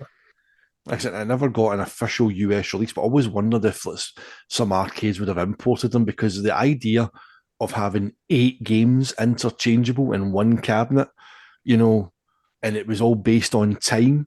Like, you weren't paying for credits, you were paying for time. That just sounds like an absolute coin guzzler, man. I thought that maybe a US imports would have brought them in to try and make some good money off them. But it was, again, that was a rabbit hole I went down. I was on Sega Retro doing some research into Streets of Rage 2, and it was a little kind of throwaway line. It was like, this was also released on the Mega Play, which was the successor to the Sega Megatech. And I'm going, who the fuck's the Megatech? And I was like, I was on a rabbit hole, ended up like taking notes and writing a script for that. So I'm working on a video for that just now. But man, Second Screen, there's actually a UK guy, and he bought one at auction.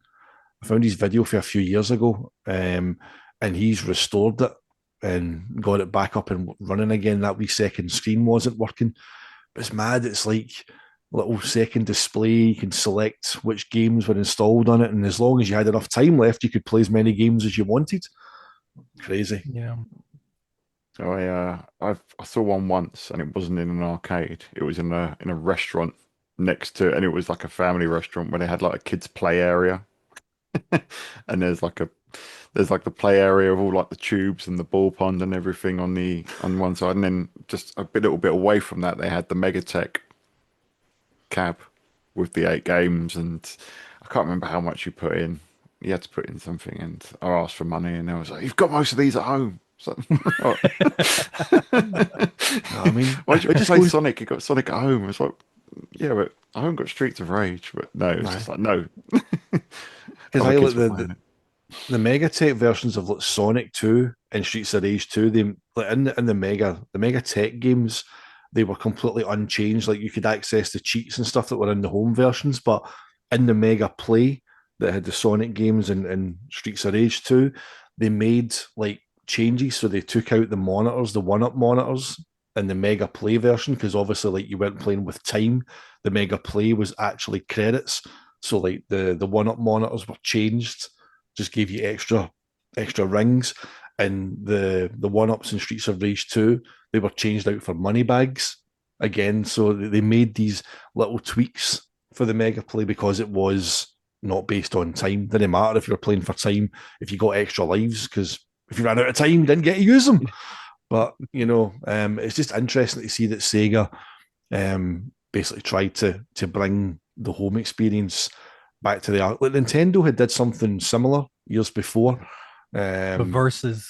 Yeah, they did Yeah. that. Was it kind of 4 games, and was it four or six? I can't remember, 4 or 6, but it was they kind of tried to do it by the fact that Sega had tried to make it cool in this sleek cabinet, that just screamed, all these brilliant 16-bit games. So just amazing to me that we've spoken about how Sega always tried to bring the arcade home, but at the same time they recognised that these games were different enough, the ports that they did, that let's take the home back into the arcade.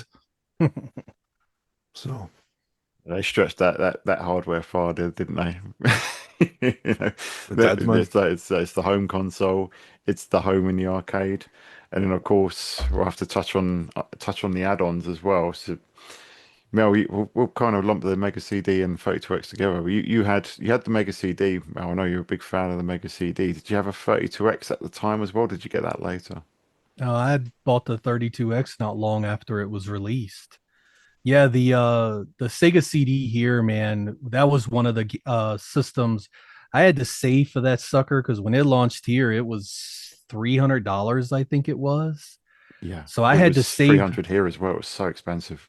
Yeah, it was so expensive. I mean, up until that point, I had experienced, some Japanese imports, but for a home, release, a US released console, man, $300 was a ton of money.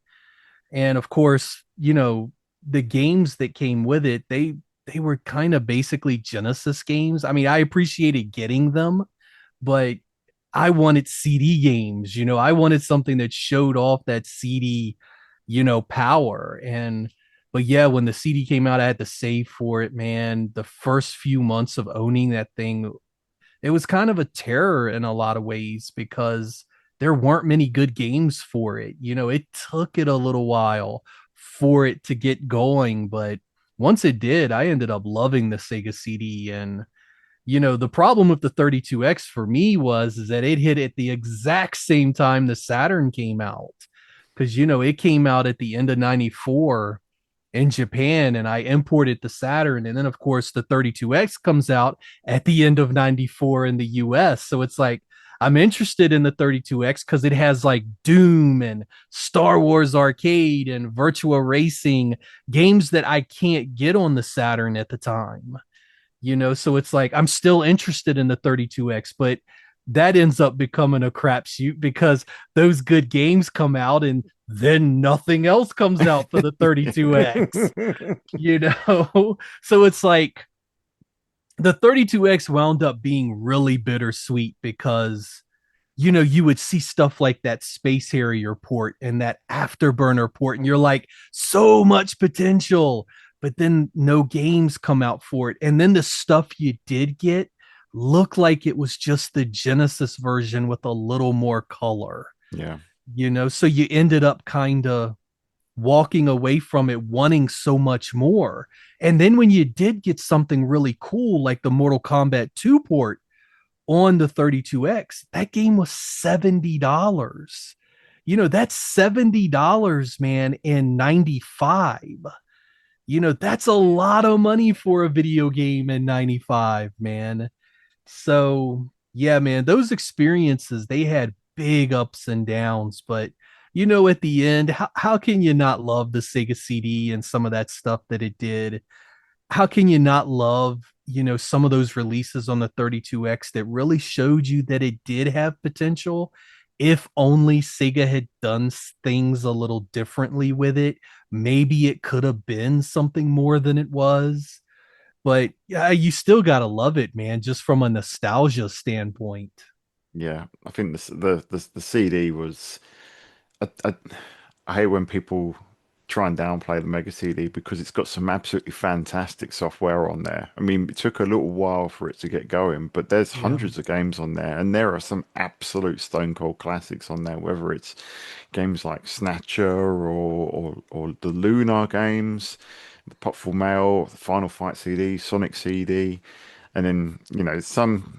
I think both of the add-ons suffer from kind of Mega Drive games that are just adapted with kind of very little effort. But then some games did benefit, like Earthworm Jim CD is a massive improvement.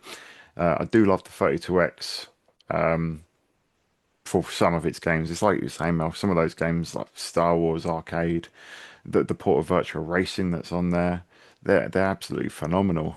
Yeah, and I think the 32X, it's exactly as you say. It's because it came out around the same time as the Saturn. Part of me, part of the nostalgic part of me, the part that wanted a 32X back when I was kind of a teenager but didn't get one, and now have one now, and I still have that nostalgia for it. Loves that stuff. And part of me does think, well, but what if we got that Star Wars arcade game on the Sega Saturn? What if we got that virtual racing port that was done in-house, not by Time Warner, on the Sega Saturn? What if we got a Doom game that was done again in-house by Sega for the Sega Saturn that wasn't constrained by cartridge size? Things might have been a little bit different. Yeah.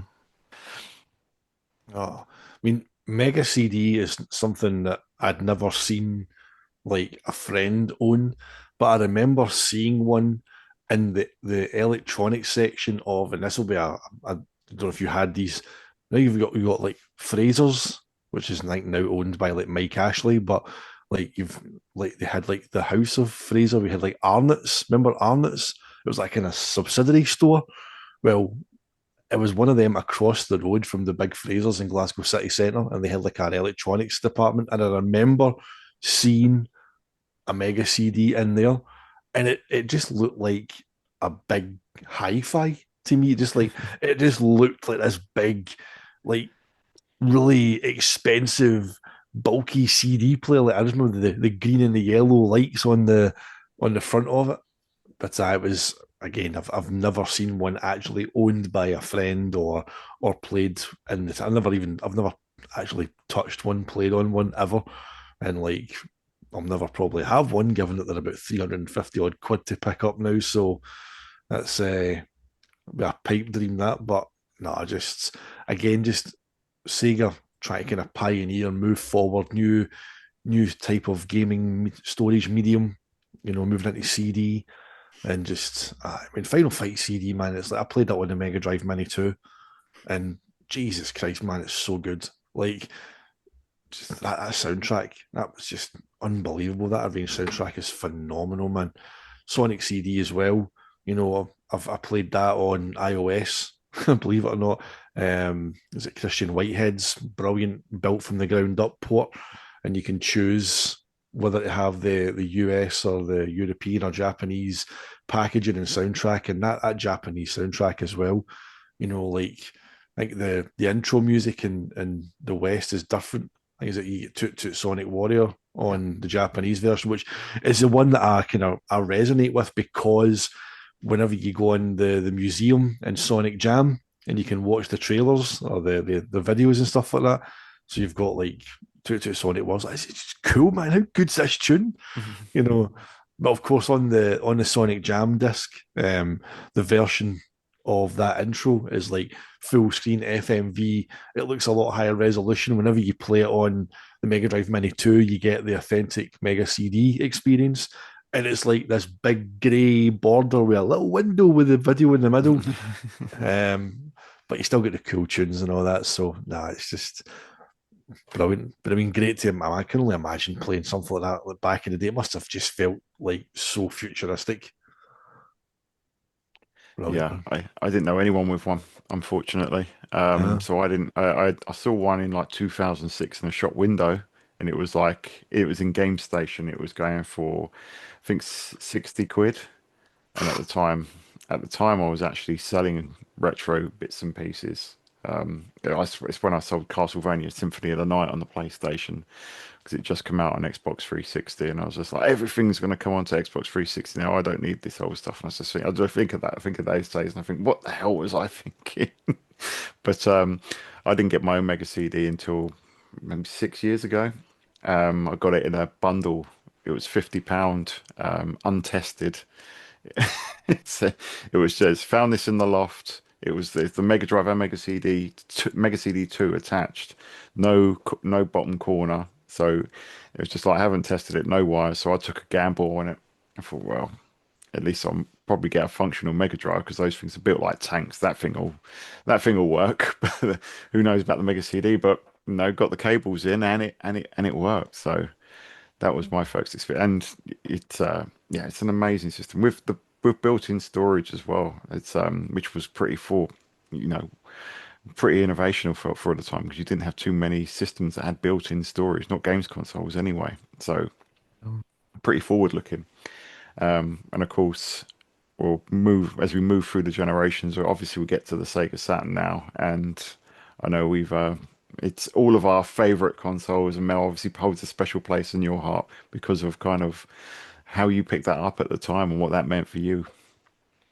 Yeah, the Saturn, that was the first Japanese console I ever got, really launch day. Like, I'll tell you, I got the Game Gear when it came out in Japan, when it launched, but it wasn't the day it came out. Basically when the Saturn was released, the Japanese release, the import stores here basically got their stuff, I want to say the next day, so then it was shipped for me, my order, because I had paid for it before it had come out. Um, they send the thing to me. It's mine within a week of the Japanese date that it came out. So, it was really the first console from Japan that I had ever gotten that soon, where it was just boom, it was out on the market. I had the thing in my hands, and I've covered it a few times on my channel, man. When the Saturn came out, dude, I was going through a rough time in my life, did some things, got myself into trouble. Playing the Saturn with my friends got me through all of that, man. I was in a lot of trouble. If you watch the video that I did on it, you'll know I spent a little time in jail for, something I shouldn't have done. And, after all of that, after I served my time, that was when the Saturn, shows up. And I'm really down. I'm emotionally crushed. I'm trying to kind of, you know, kind of rebuild things, if you will. And, I got my friends around me. They're like, they're ready to play some Virtua Fighter with me. Months into it, they're ready to play some Daytona and Panzer Dragoon in a stall with me. And as the months go on, man, it's just I find my spirits just being lifted, and more as I'm making new friends with this Saturn, because I guess it was because I was older too. I started to meet guys like myself who were importers. It's kind of like you would go to the Babbage's game store and you would talk to the guys that worked there, and they were like, "Oh, this is so cool." And then somebody would come in and they'd be like, "Oh, you have a Saturn too?" And I'm like, "Yeah." It's like, "What have you played?" And you would begin to meet people that actually imported the stuff. And this started to create almost like this little small community with my friends, the guys that worked at the game stores, the guys that would visit the game stores from there. And very quickly, we had this small community of people who were importing Saturn games, playing Saturn games, and from there, my spirits are up. I'm feeling like I'm part of something again. I'm feeling like my life is, positive. I get a job again. I get myself together. This was a really impressionable time in my life. So for the Saturn to be there, for it to be a part of that, for my friends to be a part of that, I'll never ever forget that time, man, because it shaped the human being that I would eventually become. And, I can't stress enough how big a part of my life that was. I mean, Yeah, and I think people kind of it comes back to what you were saying earlier, Mel. People kind of when you people talk about their favorites and the best and everything, it's all going to be driven by these personal experiences that we all yeah. have, and Yeah. obviously that's a big one for you there. And I think that's a key thing about Sega. As we're stepping through these, talking about the arcades, talking about the various console generations and the impressions it made on us. Sega, had a hand in raising us to a degree, forming us, taking us through, when we've all been through tough times. Obviously you were going through one of the toughest times there, Mel. When we've been low through various places, Sega's been there, and I think that's kind of, you talking about Streets of Rage earlier when you were laid up from your football injury. That's the kind of thing that ties us in, and that weaves Sega within our own lives, and it creates our own personal stories with Sega. But then, in order for a Sega to have that kind of magic, the games had to be good. Imagine being in those if you're in those situations and you had to play something that really sucks. If you were like with a Atari if you were laid up and you're ill and you're having to play an Atari Jaguar and you had nothing but Cybermorph to play for a few Oh, months. don't think I would have made it, man. It's a sliding doors moment. There would be, Sega Lord X. Yep. It would be Atari fan Y. Oh, I don't think I'd have the following that I have now. Oh, we're going to do another video on Alien versus Predator because it's probably the only decent game on the system. It's like, Yeah. the We're gonna controller's talk- not that bad, honest. Yeah. It was innovative with its keypad. The overlays. Yeah. Somewhere, sometime, the two Atari Jaguar fans in the world are now raging at the screen. Yeah. But the Saturn's special for all of us, isn't it? I mean, James, your story about finding that your uncle had got one on release day. Again, it just has that special connection there, doesn't it? It's always going to be something that's going to live with you forever. Yeah, like you're talking about, you sold like Symphony of the Night. Like, I sold everything. Like I say, whenever I got the house with my then girlfriend, now wife, and I had Xbox 360, and I thought it was like the best thing ever. And I just went, I don't need this old shit anymore. And like, I'm talking like OG Xbox, the original one, the crystal one, the green one, PS2, original one, white one, silver one. Like I GameCube, Dreamcast, Saturn. I had 3 Saturns at one point because whenever I got Dreamcast, I went back and started importing because I got the bug for importing from Dreamcast. Bought like the white Mark II Saturn, boxed the grey Mark One Saturn, big gold box. Mel will know all about that. That big beautiful gold box. Like, I just had like so much stuff, man, and I punted it all on eBay. I don't need this old stuff anymore, and it's like that's like kind of painful. But like, obviously the Saturn I got for Christmas '96, it was mine in my house. That's long gone. But the one I've got here, is like that's that launch day Saturn, and it's just a complete fluke that my uncle found it during COVID. He was up in his loft and he stumbled across it, and it was covered in this pasty white undercoat spray because he'd been doing some DIY project up in the loft, and it was coated in this kind of white crap, and I had to really put some elbow grease into it to get it back to what it was. But it's in a kind of strange way, that system has a greater emotional hook than the one I got because, like, as I say, my uncle worked away all week. He wasn't a gamer, he was just a techie. He just bought the latest shit. And it was, for all intents and purposes, bought for me for when I go up there. So,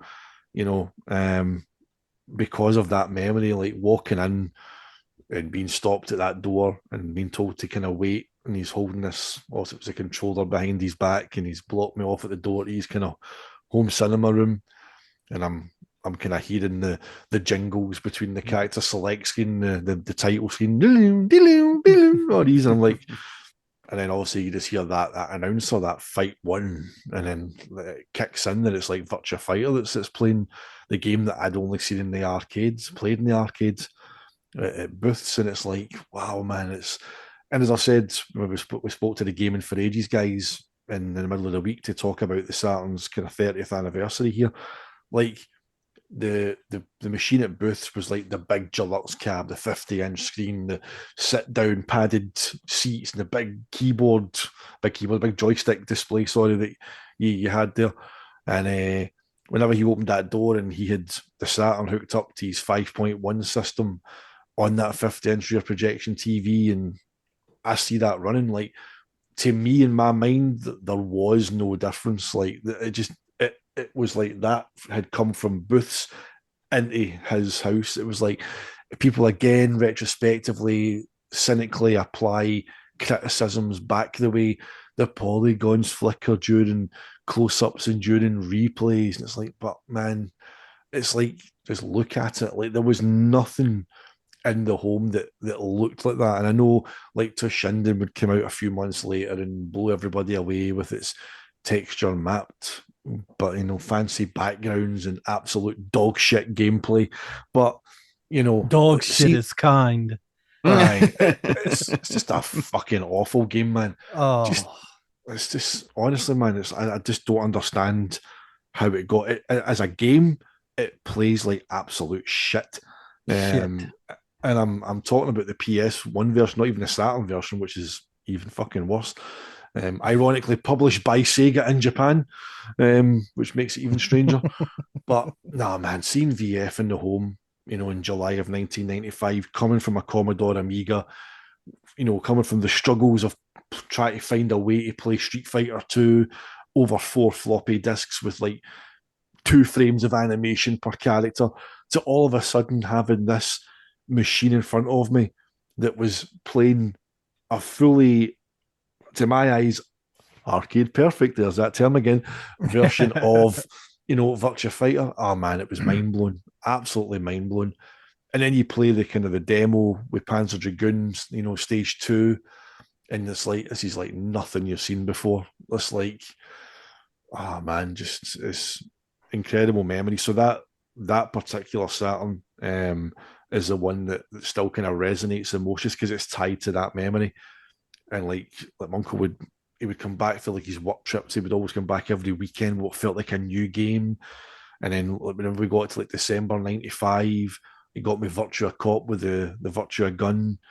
The pack, it was on the bottom shelf in W.H. Smith's game section, despite the fact that it just came out. And then you get that, you take that home and play that. And again, you can't see the difference in your mind between the arcade version and that. It's the same music, the same sound effects, the enemy layout's the same, the stages look the same, there's texture mapping going on there, those big, beautiful green, red, and orange reticles zooming in, just, oh man, and then you go into like January, we go to Beaties, get Virtua Fighter 2 1 week, go back again the following week, you get Sega Rally, then he realizes he bought you a game last week and goes, I just buy you a game last week, lad. Yes, you did. and you're not taking it back for a refund. It's just crazy to think you were getting such quality games like so close together. And like in between that, I remember getting stuff like Street Fighter the movie as well, which obviously Dan did a video on. And yeah, it looks so bad, but the fact that it plays like Super Street Fighter 2, again, I'm coming from like what I had on the Amiga to play, and even that, it still felt like in your hand like a proper Street Fighter game. So the introduction to Saturn was just amazing. As I say, like, and again, like people in school, like mates in school, didn't believe me when I told them I'd played a Saturn. So the following weekend, I smuggled the instruction manual out of his house, put it in my backpack, and took it to school on the Monday. I had to get some kind of what would you call it, like proof of life into it, in like hostage situations. It's like this was my proof of Saturn, And I remember pulling it out of my bag, going, "There's the instruction manual." It was like, "Oh, he wasn't lying! Like you jammy bastard! Like how have you managed to play that so soon?" So it's like, nah, just what a system, man! It's just tied to like Mel, you were saying, it's tied to like a really tough time in your life, for like me and like my mate Sam at the time. Like we just we would already he moved up here for England. Towards the tail end of primary 7, which would be 91, and like we were like kind of like best mates kind of through like the Amiga years and stuff like that as well. We used to play like Championship Manager together, and we'd swap games and X-copy games and stuff like that. But like the Saturn experience, he lived that kind of with me. He lived the first couple of years of Saturn kind of through me. We would get his own. He got the Mark II PAL console. Was it Christmas 97 he got his? Round about then, I would imagine. He watches this, he watches the channel, so he'll be in the comments correcting me if I'm wrong. I'm sure it's like kind of like Christmas 97 he got his. And again, just like kind of the walks up to CA Games to check out like what the latest games were. Charlie used to have a Japanese Saturn running up behind his cash desk. He would always put the latest Saturn import on there. Remember seeing like Sega Touring Car for the first time and Last Bronx for the first time running on that Saturn. I bought a Sega Touring Car because I seen it running on Charlie's Saturn. Got it home and realised the PAL version was really hindered by that 50 hertz. I mean, I know the frame rate still drops on it, but the NTSC version, it does help. It's more playable than the PAL version for sure. But it's just so many memories, man. Like Sega Saturn magazine, like through the reviews and that, Richard Ledbetter being our kind of commander in chief, Mr. Digital Foundry, but he was the editor of that magazine, and he kept the spirits up during the dark days whenever everyone was shitting on the Saturn and telling you how bad it was. And I'm like, what do you mean it's bad? Like, why are people saying this is bad? There's so many good games, and you did feel like you were part of this really small, exclusive club. Like, we have all these amazing games, and nobody wants to play them. If it almost made it feel kind of sacred, like you can enjoy your mass market PlayStation shit. I mean, we've got all this quality. It almost felt like you became like protective of it. It was like your own little kind of like bubble. You know what I mean? So, just what a system! Like, I just love it so much. Yeah. Yeah, same. I mean, I didn't pick mine up until '96, and it was love at first sight. I mean, putting Virtua Fighter 2 on via the living room TV via RGB SCART was just such a jump. Like, I'd experienced the jump from Commodore 64 to Master System to Mega Drive, but then, from Mega Drive to Saturn, obviously there was a host of stuff that happened in between. But, for me personally, it was Mega Drive to Saturn. And Virtua Fighter 2 of all things. It was a massive jump, and it did feel like we were kind of we were on some big secret. I suppose part of the problem is, there's a lot of we won't spend too long waxing about the issues that the Saturn had, but I think the games were probably more kind of niche gamer focused. It didn't have the mass market appeal of the PlayStation or even the Mega Drive had. I think a big part of that, Mel, as you've nailed in a previous video that you did probably a couple of years ago now, as you talk about part of the reason the Saturn failed was because of the games, because it didn't have the mass market sports titles that had really helped push it along for the Mega Drive and Genesis games. Sega had great games. We were all playing absolutely fantastic games, but it just didn't. For some reason, they just couldn't get those games that appealed to the Western audiences. Yeah, I think really when you look at what was popular on the Genesis and Mega Drive, man, I think it was a big mistake that Sega didn't bring over a lot of that stuff to the Saturn, because when the Saturn came out, it was almost like a complete reset, wasn't it? Yep. It's like the Saturn comes out and you're seeing all these new properties showing up, and it's not that these properties were bad. I mean, some of them were actually really, really good. But the fact of the matter is that a lot of people had no fucking clue what they were. It's like when you tell somebody, oh my God, Panzer Dragoon is so awesome. The average gamer is going to sit there and go, what? What is that? A stall? What the hell is in a stall? You're basically going to get a lot of folks that come out of the Genesis. They're looking for Joe Montana football, and they're looking for Evander Holyfield boxing, and they're looking for, Streets of Rage, and they're looking for, games from Sega that aren't there anymore. And I think that hurts Sega more than anything else that generation. If the Saturn had those big properties that had been popular before, I think it could have weathered that terrible launch that everybody says killed it. I think that you can recover from a terrible launch. There have been other consoles recover from terrible launches, but Sega never had the games in the West that sold its previous hardware. And because it didn't have that same identity, I mean, the Saturn never really stood a chance in the US and Europe. It was trying to push the Japanese popularity of that software onto maybe a gaming sector that wasn't necessarily wanting to go that direction. And Sony was kind of smart about it, because they made sure they had everything that was popular before. They made sure they had those sports games early on that Sega had once been known for. Now very quickly they were on Sony's console instead. And then all these new properties that were showing up, they looked flashier and prettier than they did on the Saturn. When you looked at Battle Arena Toshinden, and as we have established numerous times, that dog shit gameplay didn't matter.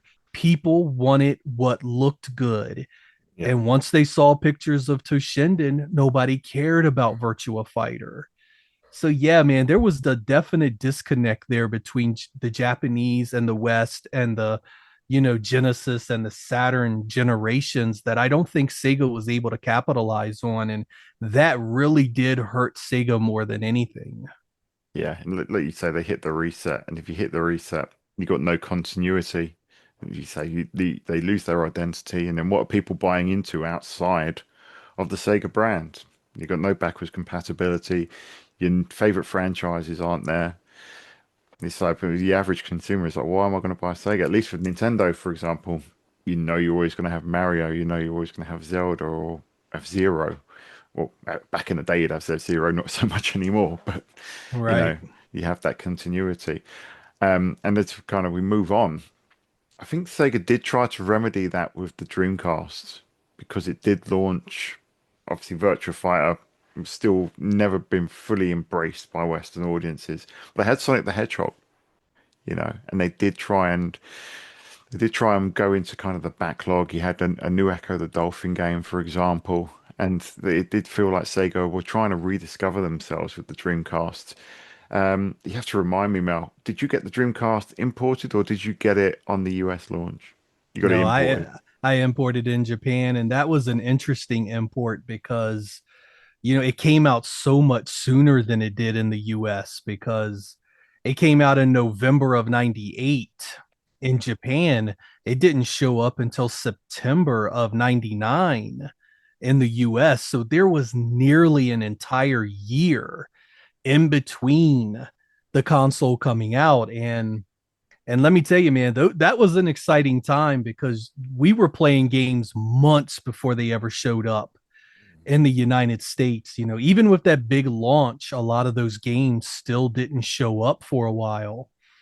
And, man, back when that when that came out, and of course it took a few months for some of these games to come out, but you were seeing stuff like House of the Dead 2 and Sonic Adventure while people were still messing around with the PlayStation and Yeah. Nintendo 64. It was wild seeing that stuff coming out. Now, it was also wild because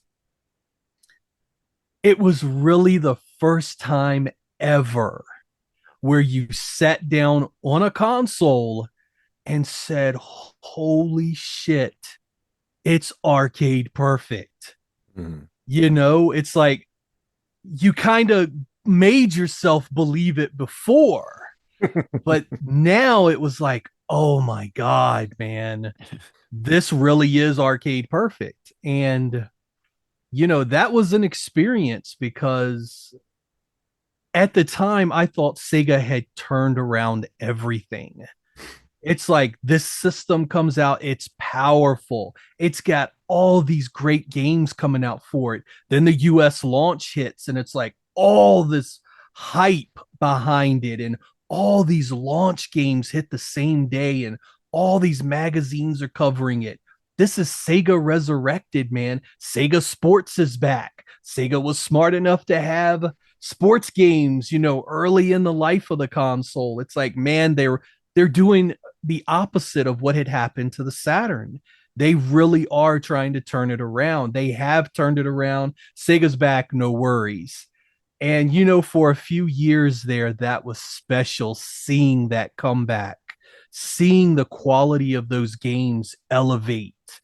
It's not, again, it's not that the Saturn had bad games.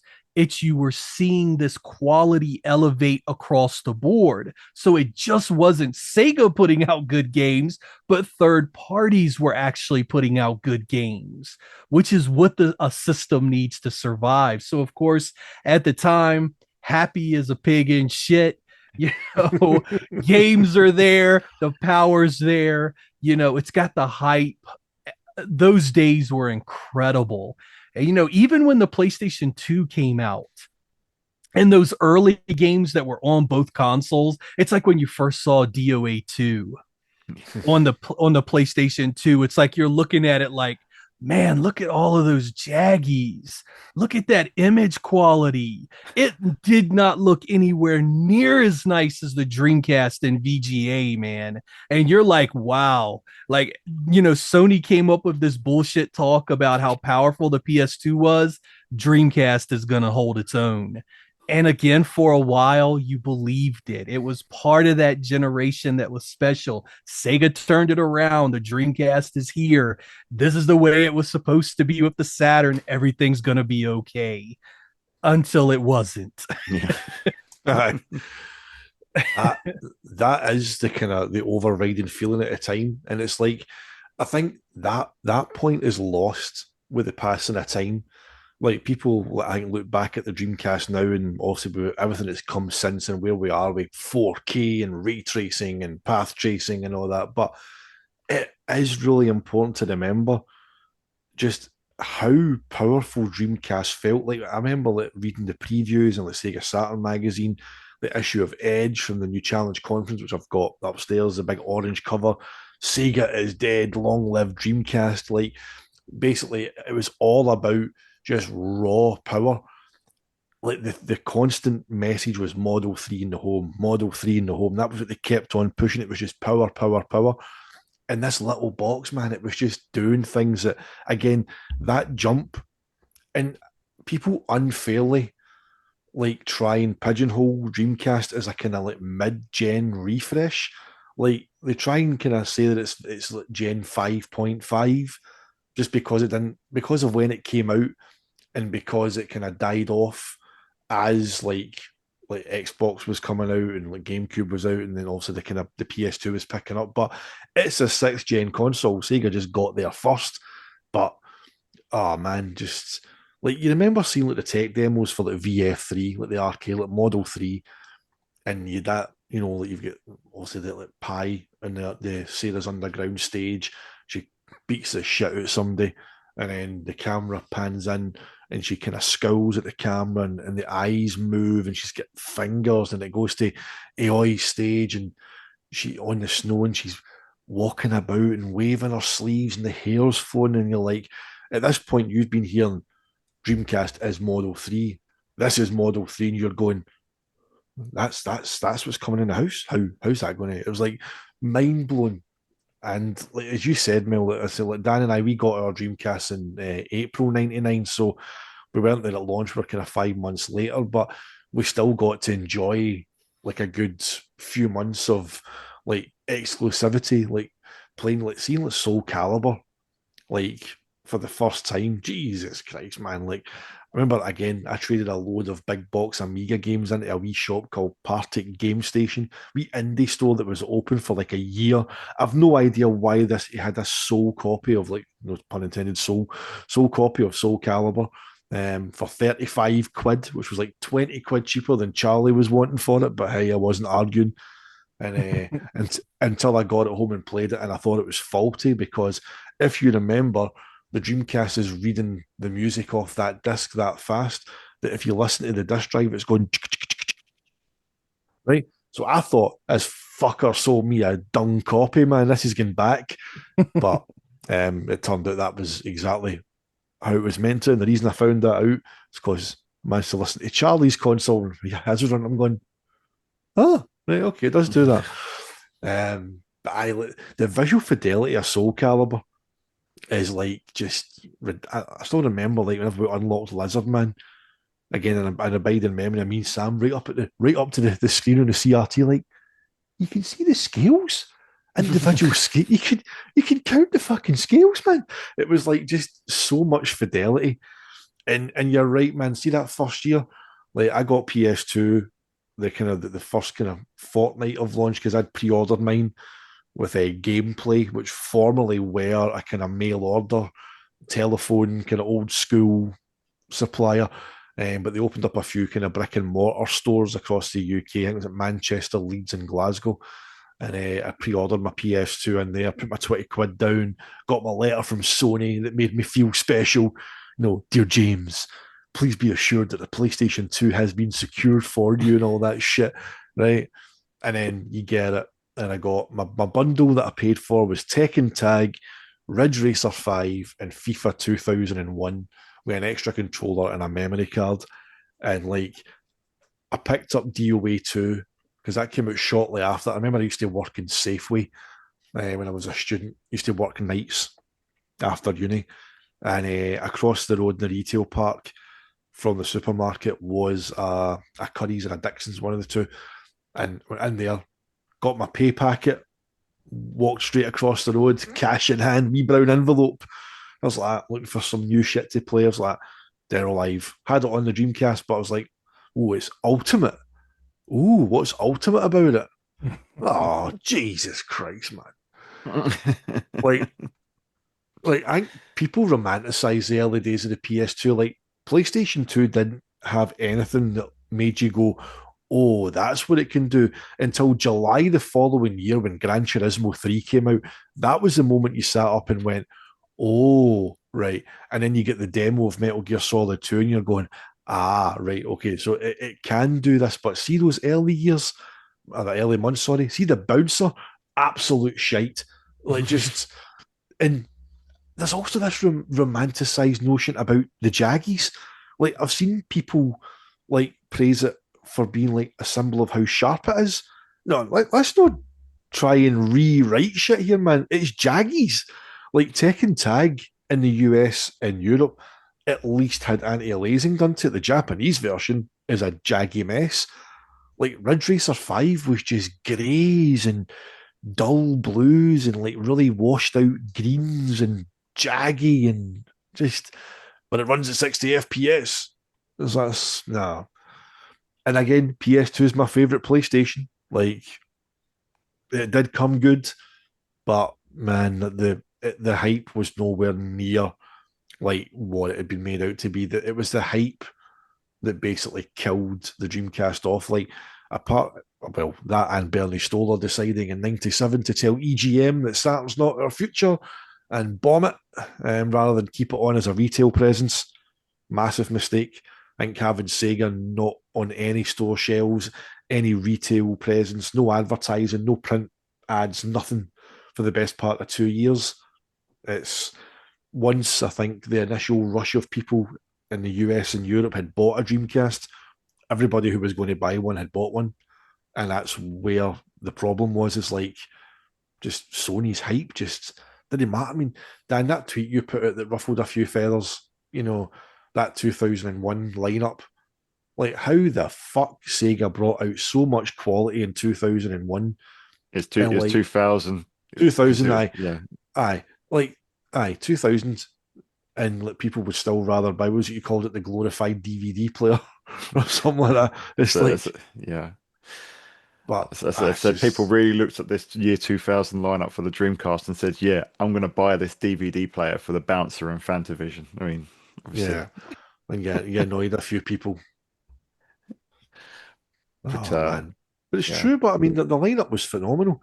Like, for the lifespan that it had, like, to basically have so much quality. We spoke about the Saturn with the big three, how those weren't enough for people to part with their money for a Saturn. How the hell what was on the Dreamcast wasn't enough to make people buy one? 199 quid? Jesus Christ, man. They were giving them away. That wasn't enough, man. Just, they did everything right and nobody fucking wanted it. It's like, I do wonder if the price cuts hurt it more than helped it sometimes, because I don't know. Sometimes do you think it portrayed it as cheaper? Do you think it portrayed it as less powerful because it was cheaper? Yeah, I think so. I think it cheapened the image of the product. I think you see something drop that quickly in price, then that kind of undervalues it, and it does make it look like an inferior thing. I don't know what your thoughts are on this, Mel. Yeah, in a lot of ways, those price cuts were terrible all the way around, because not only do you affect the image, like Sega's kind of like reacting to a better product, so they're making their stuff cheap, so it comes off as cheaper, but it was also hurting the hell out of Sega itself, because Sega's at this point is already in terrible shape financially, and the last thing they needed was to cut the price of the thing in any way, shape, or form. I mean, they were already at a disadvantage because, Bernie Stoller launches the thing for a price where they're basically losing money on it. Mm. And then, of course, you cut the price, and it's like, hey, how much more money are you losing now? And, I don't know, man. Sega had so many problems by that point that was kind of going on behind the scenes. We can analyze the heck out of it now and sort of get this big picture. But, at the time, you really didn't see a lot of that in the detail that we have today. So, Mhm. it was easy to sort of sit back and go, all these great games, this thing is going to do so good. And I even did a video on it and I called it the inexplicable death of the Dreamcast. Yeah, And, yeah, I a remember bunch that of one. people, yeah, a bunch of people are like in the comments, like, oh, it's not inexplicable at all. It's totally understandable. And it's like, well, yeah, you're looking at it today, but look at it from the perspective of what was actually happening back then. You have this brand new system. It's got a good amount of hype behind it. The games are reviewing excellently. You know, the you know, the amount of good games to bad games is, you know, I mean, everything seemed like everything was right about the Dreamcast, but so much stuff going on behind the scenes that maybe you didn't pay attention to back then. All of us were a lot younger. We didn't quite have the access to information that we do now. We didn't understand everything that we do now. It was hard to believe, man, when that notice finally came up, when across the internet, across the magazines, Sega is done.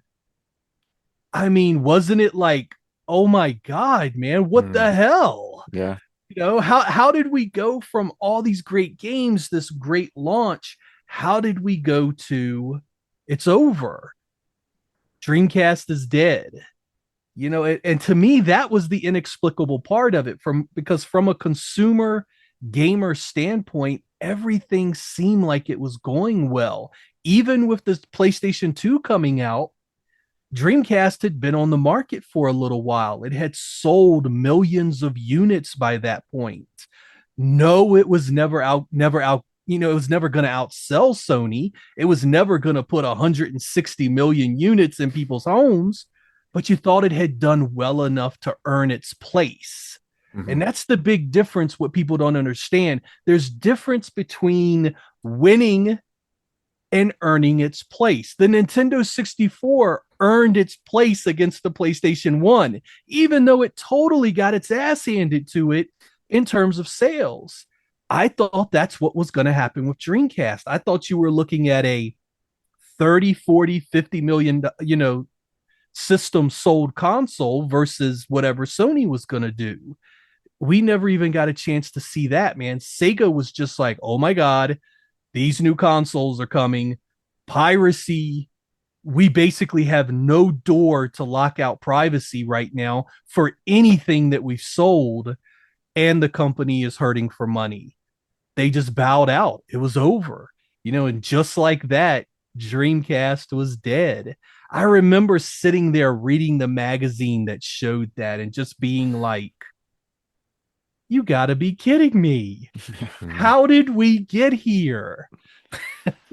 I think it really could have just, if you take the Dreamcast as it was, and then in the space of what, 2 and a bit years, it sold nearly 10 million units. I know sales had slowed down, but if it wasn't for the piracy issue, and if it wasn't for a bunch of other stuff, but if those Sega games hadn't come to Xbox and GameCube, Xbox especially, I think the Dreamcast could have gone on, and it could have done 20, maybe even 30 million if it went on for the full lifespan. And if you look at the games that we got later, like if Shinobi had come, if we had like if Outrun, or a port of Outrun and a port of Virtua Fighter, obviously they were on more powerful arcade hardware, but Sega could have made it happen if they came to Dreamcast as console exclusives. Who knows? But it's Yeah. with Sega, it's always that what if, isn't it? Uh, I mean, Always. That's another one video. That's the three videos I'm working on just now. Is that Master System one that I mentioned, the Megatech one. Another one is Dreamcast games that should have been. I'm pivoting between Dreamcast games that should have been and Dreamcast games that never were for the title, but that's what I'm looking at, because like VF4, like that should have come. Like Yu Suzuki's on record as telling Famitsu that, if it can be done without compromising the fidelity of the characters, and if Sega of Japan green light the release, then it will happen. He told Famitsu that. So people that go, it might have been beyond, the Dreamcasts. PS2 managed to do it and it done it with cutbacks, and it's not part of the same hardware family. Dreamcast was based on Naomi, or Naomi was based on Dreamcast. Naomi 2, yeah, it's basically Naomi doubled. Everything's doubled, but it's still the same family. Power VR2 on the Dreamcast, it's got that texture compression. It could have easily done a port. We got VF2 on the Saturn.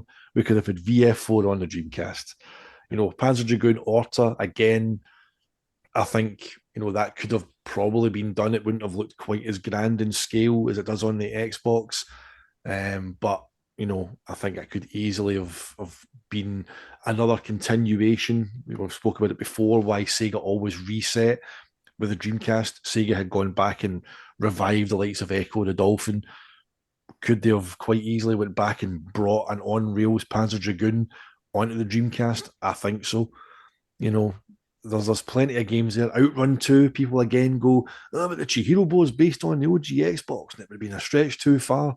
But look at how good Daytona USA 2001 looks and runs. Like, they wouldn't have had to have been like for like. I still think as you get into years 3, 4, and 5 on a console, like, that's when you start to see developers, they know how to dig right into the metal of the hardware. They know the nips and tucks, the SDKs get better, they get more advanced, more tools get unlocked.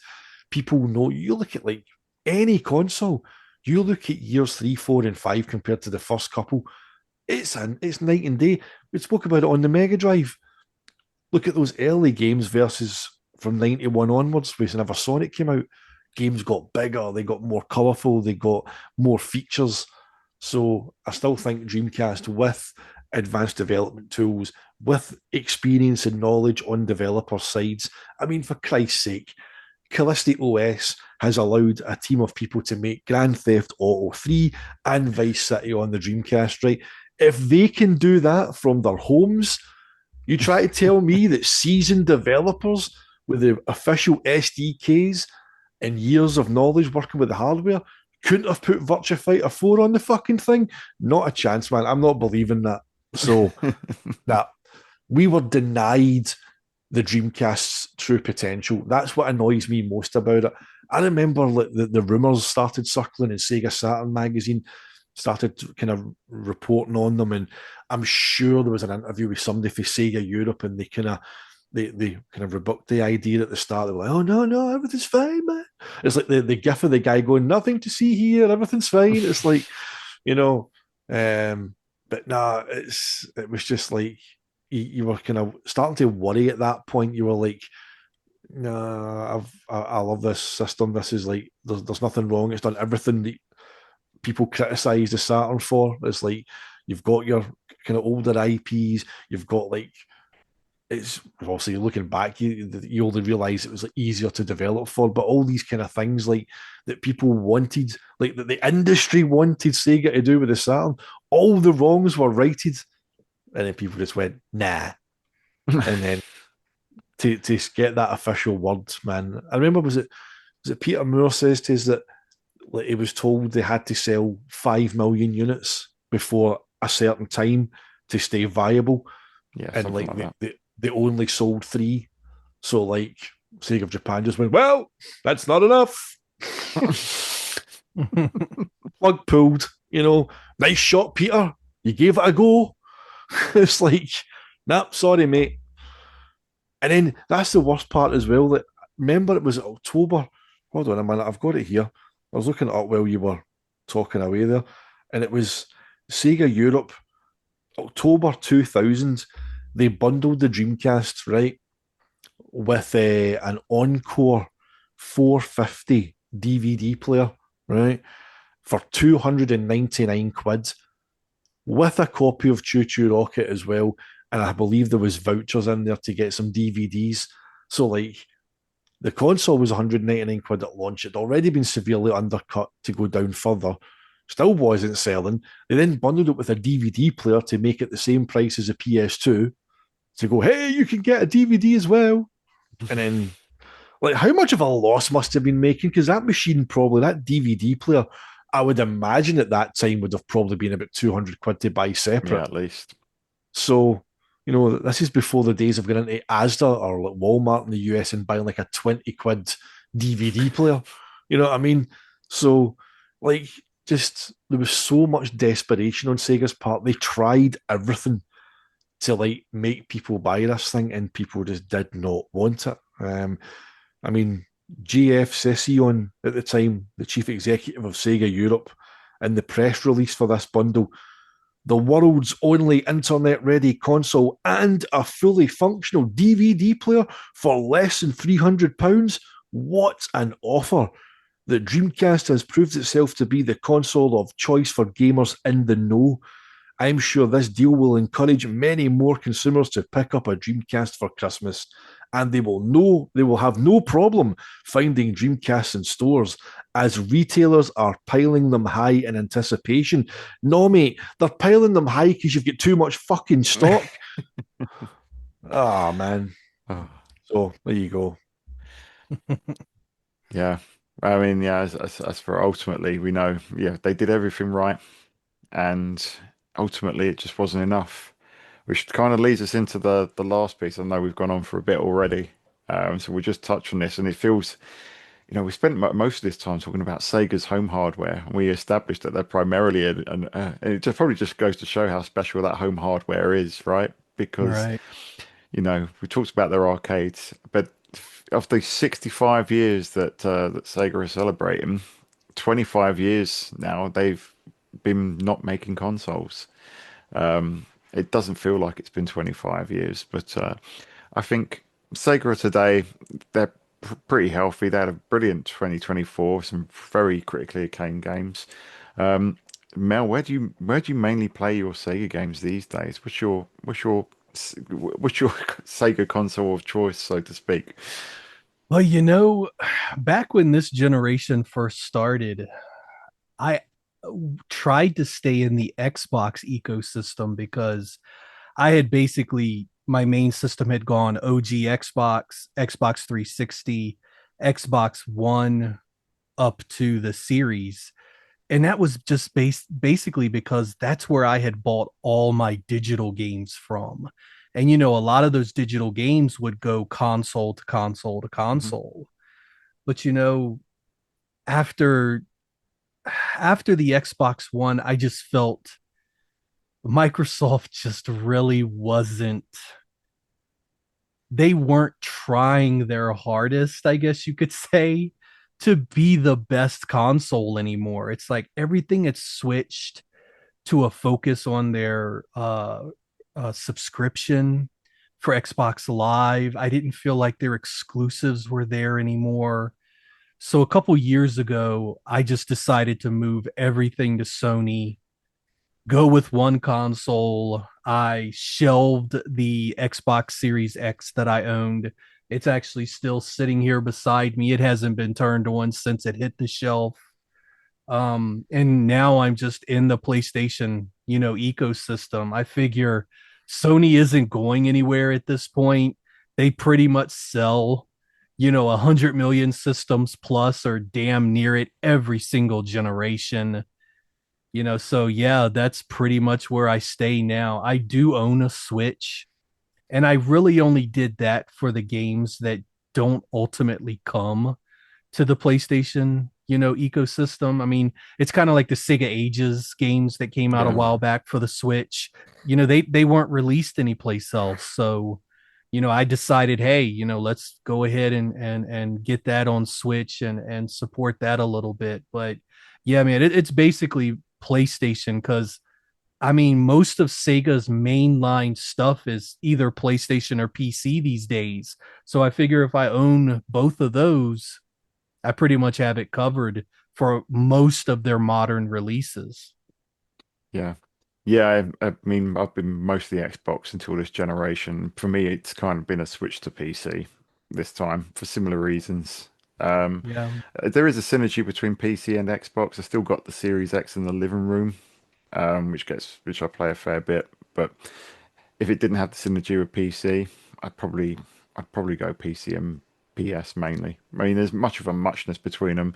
The days like we were talking about the differences between the NES and the Master System, the SNES and the Mega Drive, even the PlayStation and PlayStation and Saturn.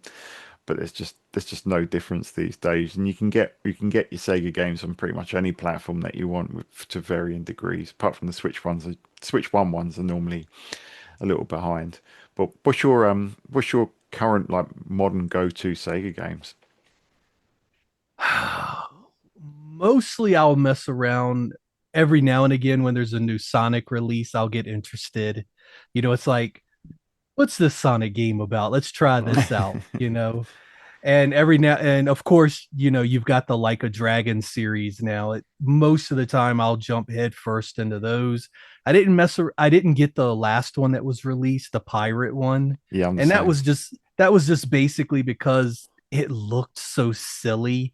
I kind of backed away from it and I'm like, you know what? I don't need to play this day one. I'll play this later when I have some time for it. That's not to saying it wasn't a good game or it didn't do what it was supposed to do. It was just those games are so tightly, you know, released to so close to one another. And the Like a Dragon Gaiden game had just come out not that long ago that I played through, and it was just, I don't want to play this again so soon. This is gonna burn me out. Sega really has gone crazy with those titles, haven't they? I mean, they're Yeah, just like, let's get it out, let's get it out, let's get it out. Another one, re-release, remaster. It's like, damn, man. It's like, how many of these games do we need? It's like, take a little bit of time, let us breathe a little bit yeah, before you send out another one. But I also like messing around with, whenever Sega does something like the Sega Ages releases for the Switch, stuff like that excites me because it's like, hey, they're gonna take some old games and they're gonna remake them. And man, we saw little spurts of that, didn't we? That Virtua Racing and that yeah, Outrun. It's like, oh my God, if they had just done that from the beginning, how much better that series would have been received instead of dropping another Sonic. yeah, It's like you're dropping releases that we have seen so many times. Back away from that stuff. Give us new stuff that we haven't seen for a while, or maybe that we haven't seen at all. It's like, maybe what if Sega could have worked with Electronic Arts or somebody with the Star Wars license and been like, hey, we're going to bring out for Sega Ages Star Wars Arcade or Star Wars Trilogy with modern graphics. Something like that, I think, would just turn people loose on Sega Ages to be like, wow, let's pay attention to that. This is getting something we haven't seen before. But instead, they did the opposite. We get fucking Fantasy Zone again. We get Gain Ground. It's like, these are good games, man. But how many times do you have to yeah. see that stuff? Yeah. Yeah, I am hoping that they've kind of turning the corner. I mean, I don't, well, the Like a Dragon stuff, I think they are kind of running that into the ground. I was the same as you, Mel. I think Infinite Wealth, I found that a little bit of a slog in places. And then he went from, obviously, had a bit of a gap between Like a Dragon Yakuza or Yakuza Like a Dragon, the first was the first RPG one, and then you had Gaiden, and then you had Infinite Wealth within like 6 months of each other. And Right. after Infinite Wealth, I was pretty burned out. And then to see the pirate one come, and I was just like, yeah, I don't need to play this. I don't need to play this straight away. It's Yeah. I'll wait until it's on Game Pass or on a sale or something. But yeah, I do think they are maybe turning a corner in terms of getting some of their less traditional IPs out. I think the new era stuff, seeing Shinobi come back is good, and hopefully that does well enough that we start seeing some more. Oh, and I know they've renewed the trademarks and a bunch of other licenses, so maybe we'll see something. And of course, they're bringing Virtua Fighter back. Now, obviously, we're talking about at the moment it's basically just repurposing a game that's like 20 years old at this point. But I think Yeah. going forward, there is reasons to be optimistic. I mean, James, you're picking up a Series S again soon, aren't you, to get into some modern Sega stuff? It was mainly the Virtua Fighter 5 Revo announcement that was like, yep, I need to get a Series S again. Like, as I say, I pre-ordered the Series S for launch, and then I sold it, and I got a Series X around about the time Halo Infinite came out, finished that, and it sat there for fucking months, man, and I didn't touch it. So I pretty much got my money back on it, more or less. I think I made about 50 quid less than I paid for it. And again, I've just pretty much been exclusively on retro. Pretty much that's just what I play. We've spoken about, in previous pods about how retro is the future. The future of gaming is its past. Of just discovering the games that made gaming fun. I think gaming has lost sight. It's become too much a business, too much an entertainment revenue stream. It's kind of forgotten the niches and the whole point. You don't need to sit for 100 hours doing side quests. You can have fun in 5 minutes, and just as long as the gameplay's there and the repeatability is there and the addictiveness is there, people will come back to them. So, but it was like, the VF5 Revo announcement. I was like, yeah, I don't need a Series X. I don't need the full 4K shit and tons of storage. An S will do me, man. I'm what people would now class as a casual gamer. So, and S is more than enough for what I'm needing. But the fun thing is, like, you're on PC, Dan, Mel, you've got your PlayStation. I'll get my Series S. I think whenever Revo comes out, it's got that rollback netcode crossplay. We have to link up, man, get some matches going. That'll be fun. But Absolutely. I was just reminding me. I don't know if either of you have seen the Sonic Crossworlds announcement, Sonic Racing Crossworlds. aye, SpongeBob's in it. Yeah, I don't know if you saw Izuka, the head of Sonic team, come out and got on the got on stage, and it's like the rivalries never die. He got up on stage and went, "Unlike some other kart racers, our kart racing game is cross-platform and cross-play." It's like taking shots at America. It'll never die, man. It's too embedded in the culture, man. They've been rivals for decades, man. It'll never. See stuff like that. That just reminds me that as much as we say Sega have changed, and they have changed since the whole Sammy merger and the exit from hardware, that see in there, the fire still burns. But the old Sega's still in there. It's like look to Anakin into it. I sense the good in you, the conflict. It's like be modern day Sega, but no, there's a wee bit of the old needle still exists. But no, I say it's primarily retro that I play, and much to the butt of jokes of kind of friends as well. Like, there's a boy I work with, and he's got like a PS5 and a Series X, and I mentioned like playing like the older games. Just like, I can't play old games because they just don't look good. And I'm like, man, a good game is a good game no matter when it came out or how long has passed.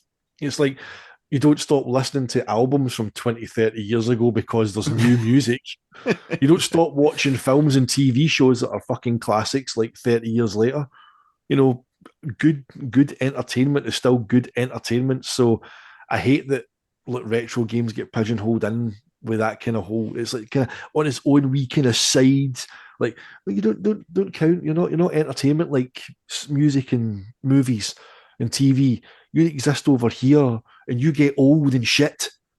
No, it's like good games are good games no matter when you play them, and I think that's what Sega consoles have going for them, is that there's just so much quality on there, so much uniqueness, so much creativity that for people who are coming to these consoles now, younger gamers who we've got to get the younger gamers playing these consoles, whether it's through emulation, ODEs, original hardware, whatever. Like, us crusty old fuckers aren't going to be around forever to tell people how amazing these games are. We need a younger audience to love these games as much as we did and still do, to carry it on, because these games do not deserve to be lost to the hardware that they're on. They need to be continually played. And that's why, for me, retro is the future of gaming. Thank you, gentlemen. Well said, mate. So I think we'll kind of round things off, because obviously we've just been through 65 years of history, mostly our decades of experience between us. But in terms of the future going forward, obviously, James, you're looking forward to Revo launching on the Series S and inevitably the new Virtua Fighter as well. I'm looking forward to Crossworlds actually. I've been up and down on it. I was cold when it was just Sonic. Oh, I think I was even colder actually. Oh, I started warming to it, then I was colder when I saw SpongeBob and, and Don't lie, mate. Minecraft in. You'll be racing along there going, "Who lives in the pineapple under the sea?" That'll be you.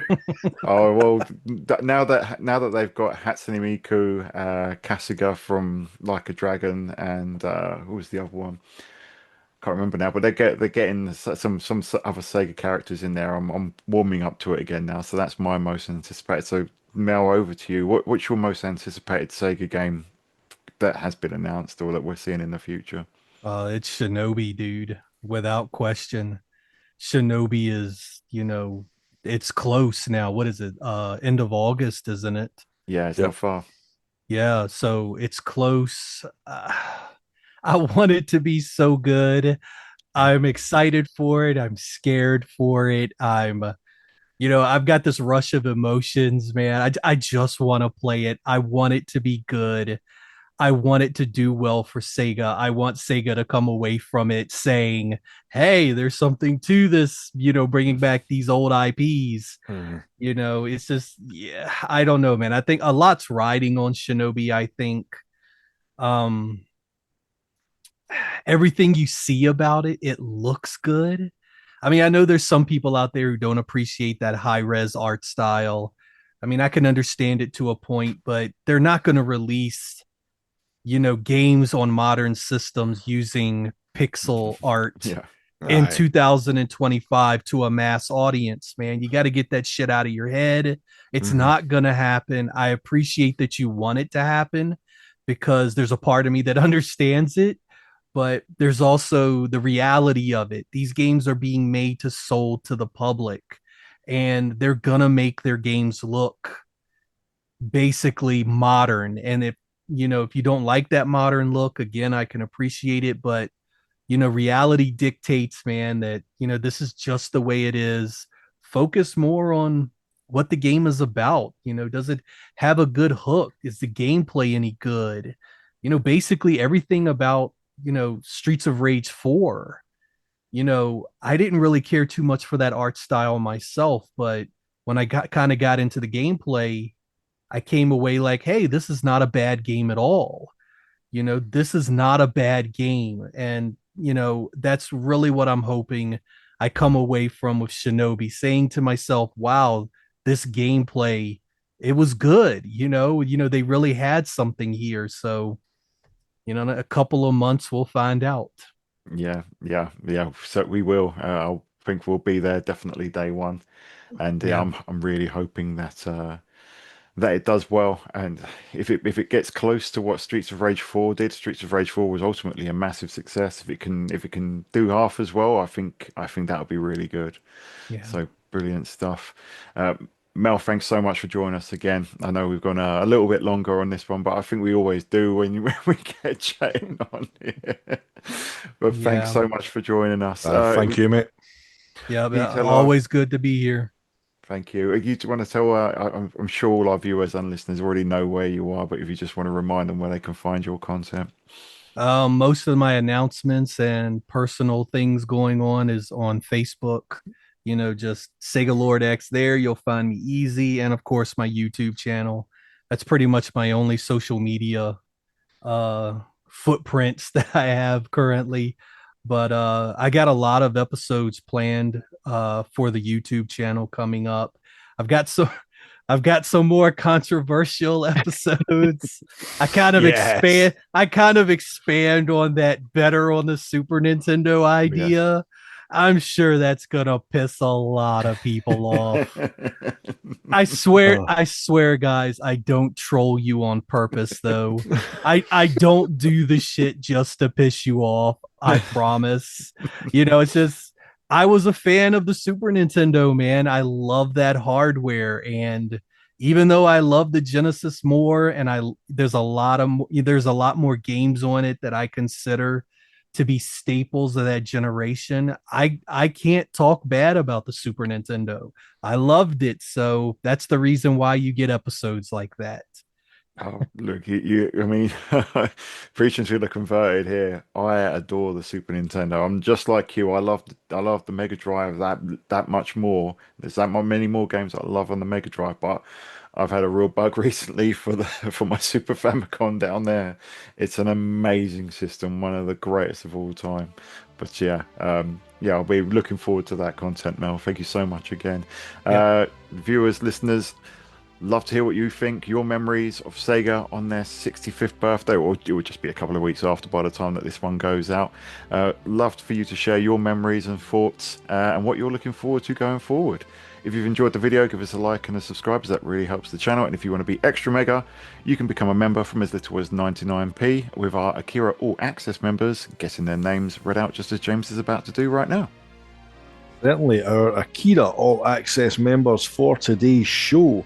We have G-Man, we have Stiff Peaks, we have Mikowski, Craig Williamson, Sega Saturn Shiro, Resident SD, P-Wall, Peter 007, Andy Mackey, Nick Tulloch, Greg Matthews, Tom Fum, Kaiju Leviathan. I love that username. Nelson Serino and David Owens. And just as you said there, Dan, about memberships, we're talking about Shinobi. Stiff Peaks, of course, won the members giveaway that we do, and he will receive a copy of Shinobi on his platform of choice. So there is perks in there for members. We are going to do quarterly giveaways on there as well. So thank you very much to all our members and subscribers for your continued support. Thank you very much. And yeah, if a membership isn't for you, just being here, watching us, spending your time with us is so greatly appreciated. Yep. So we really do appreciate you. Hope that you turn up next time. So if you do, we'll see you on the Sega side. Sega!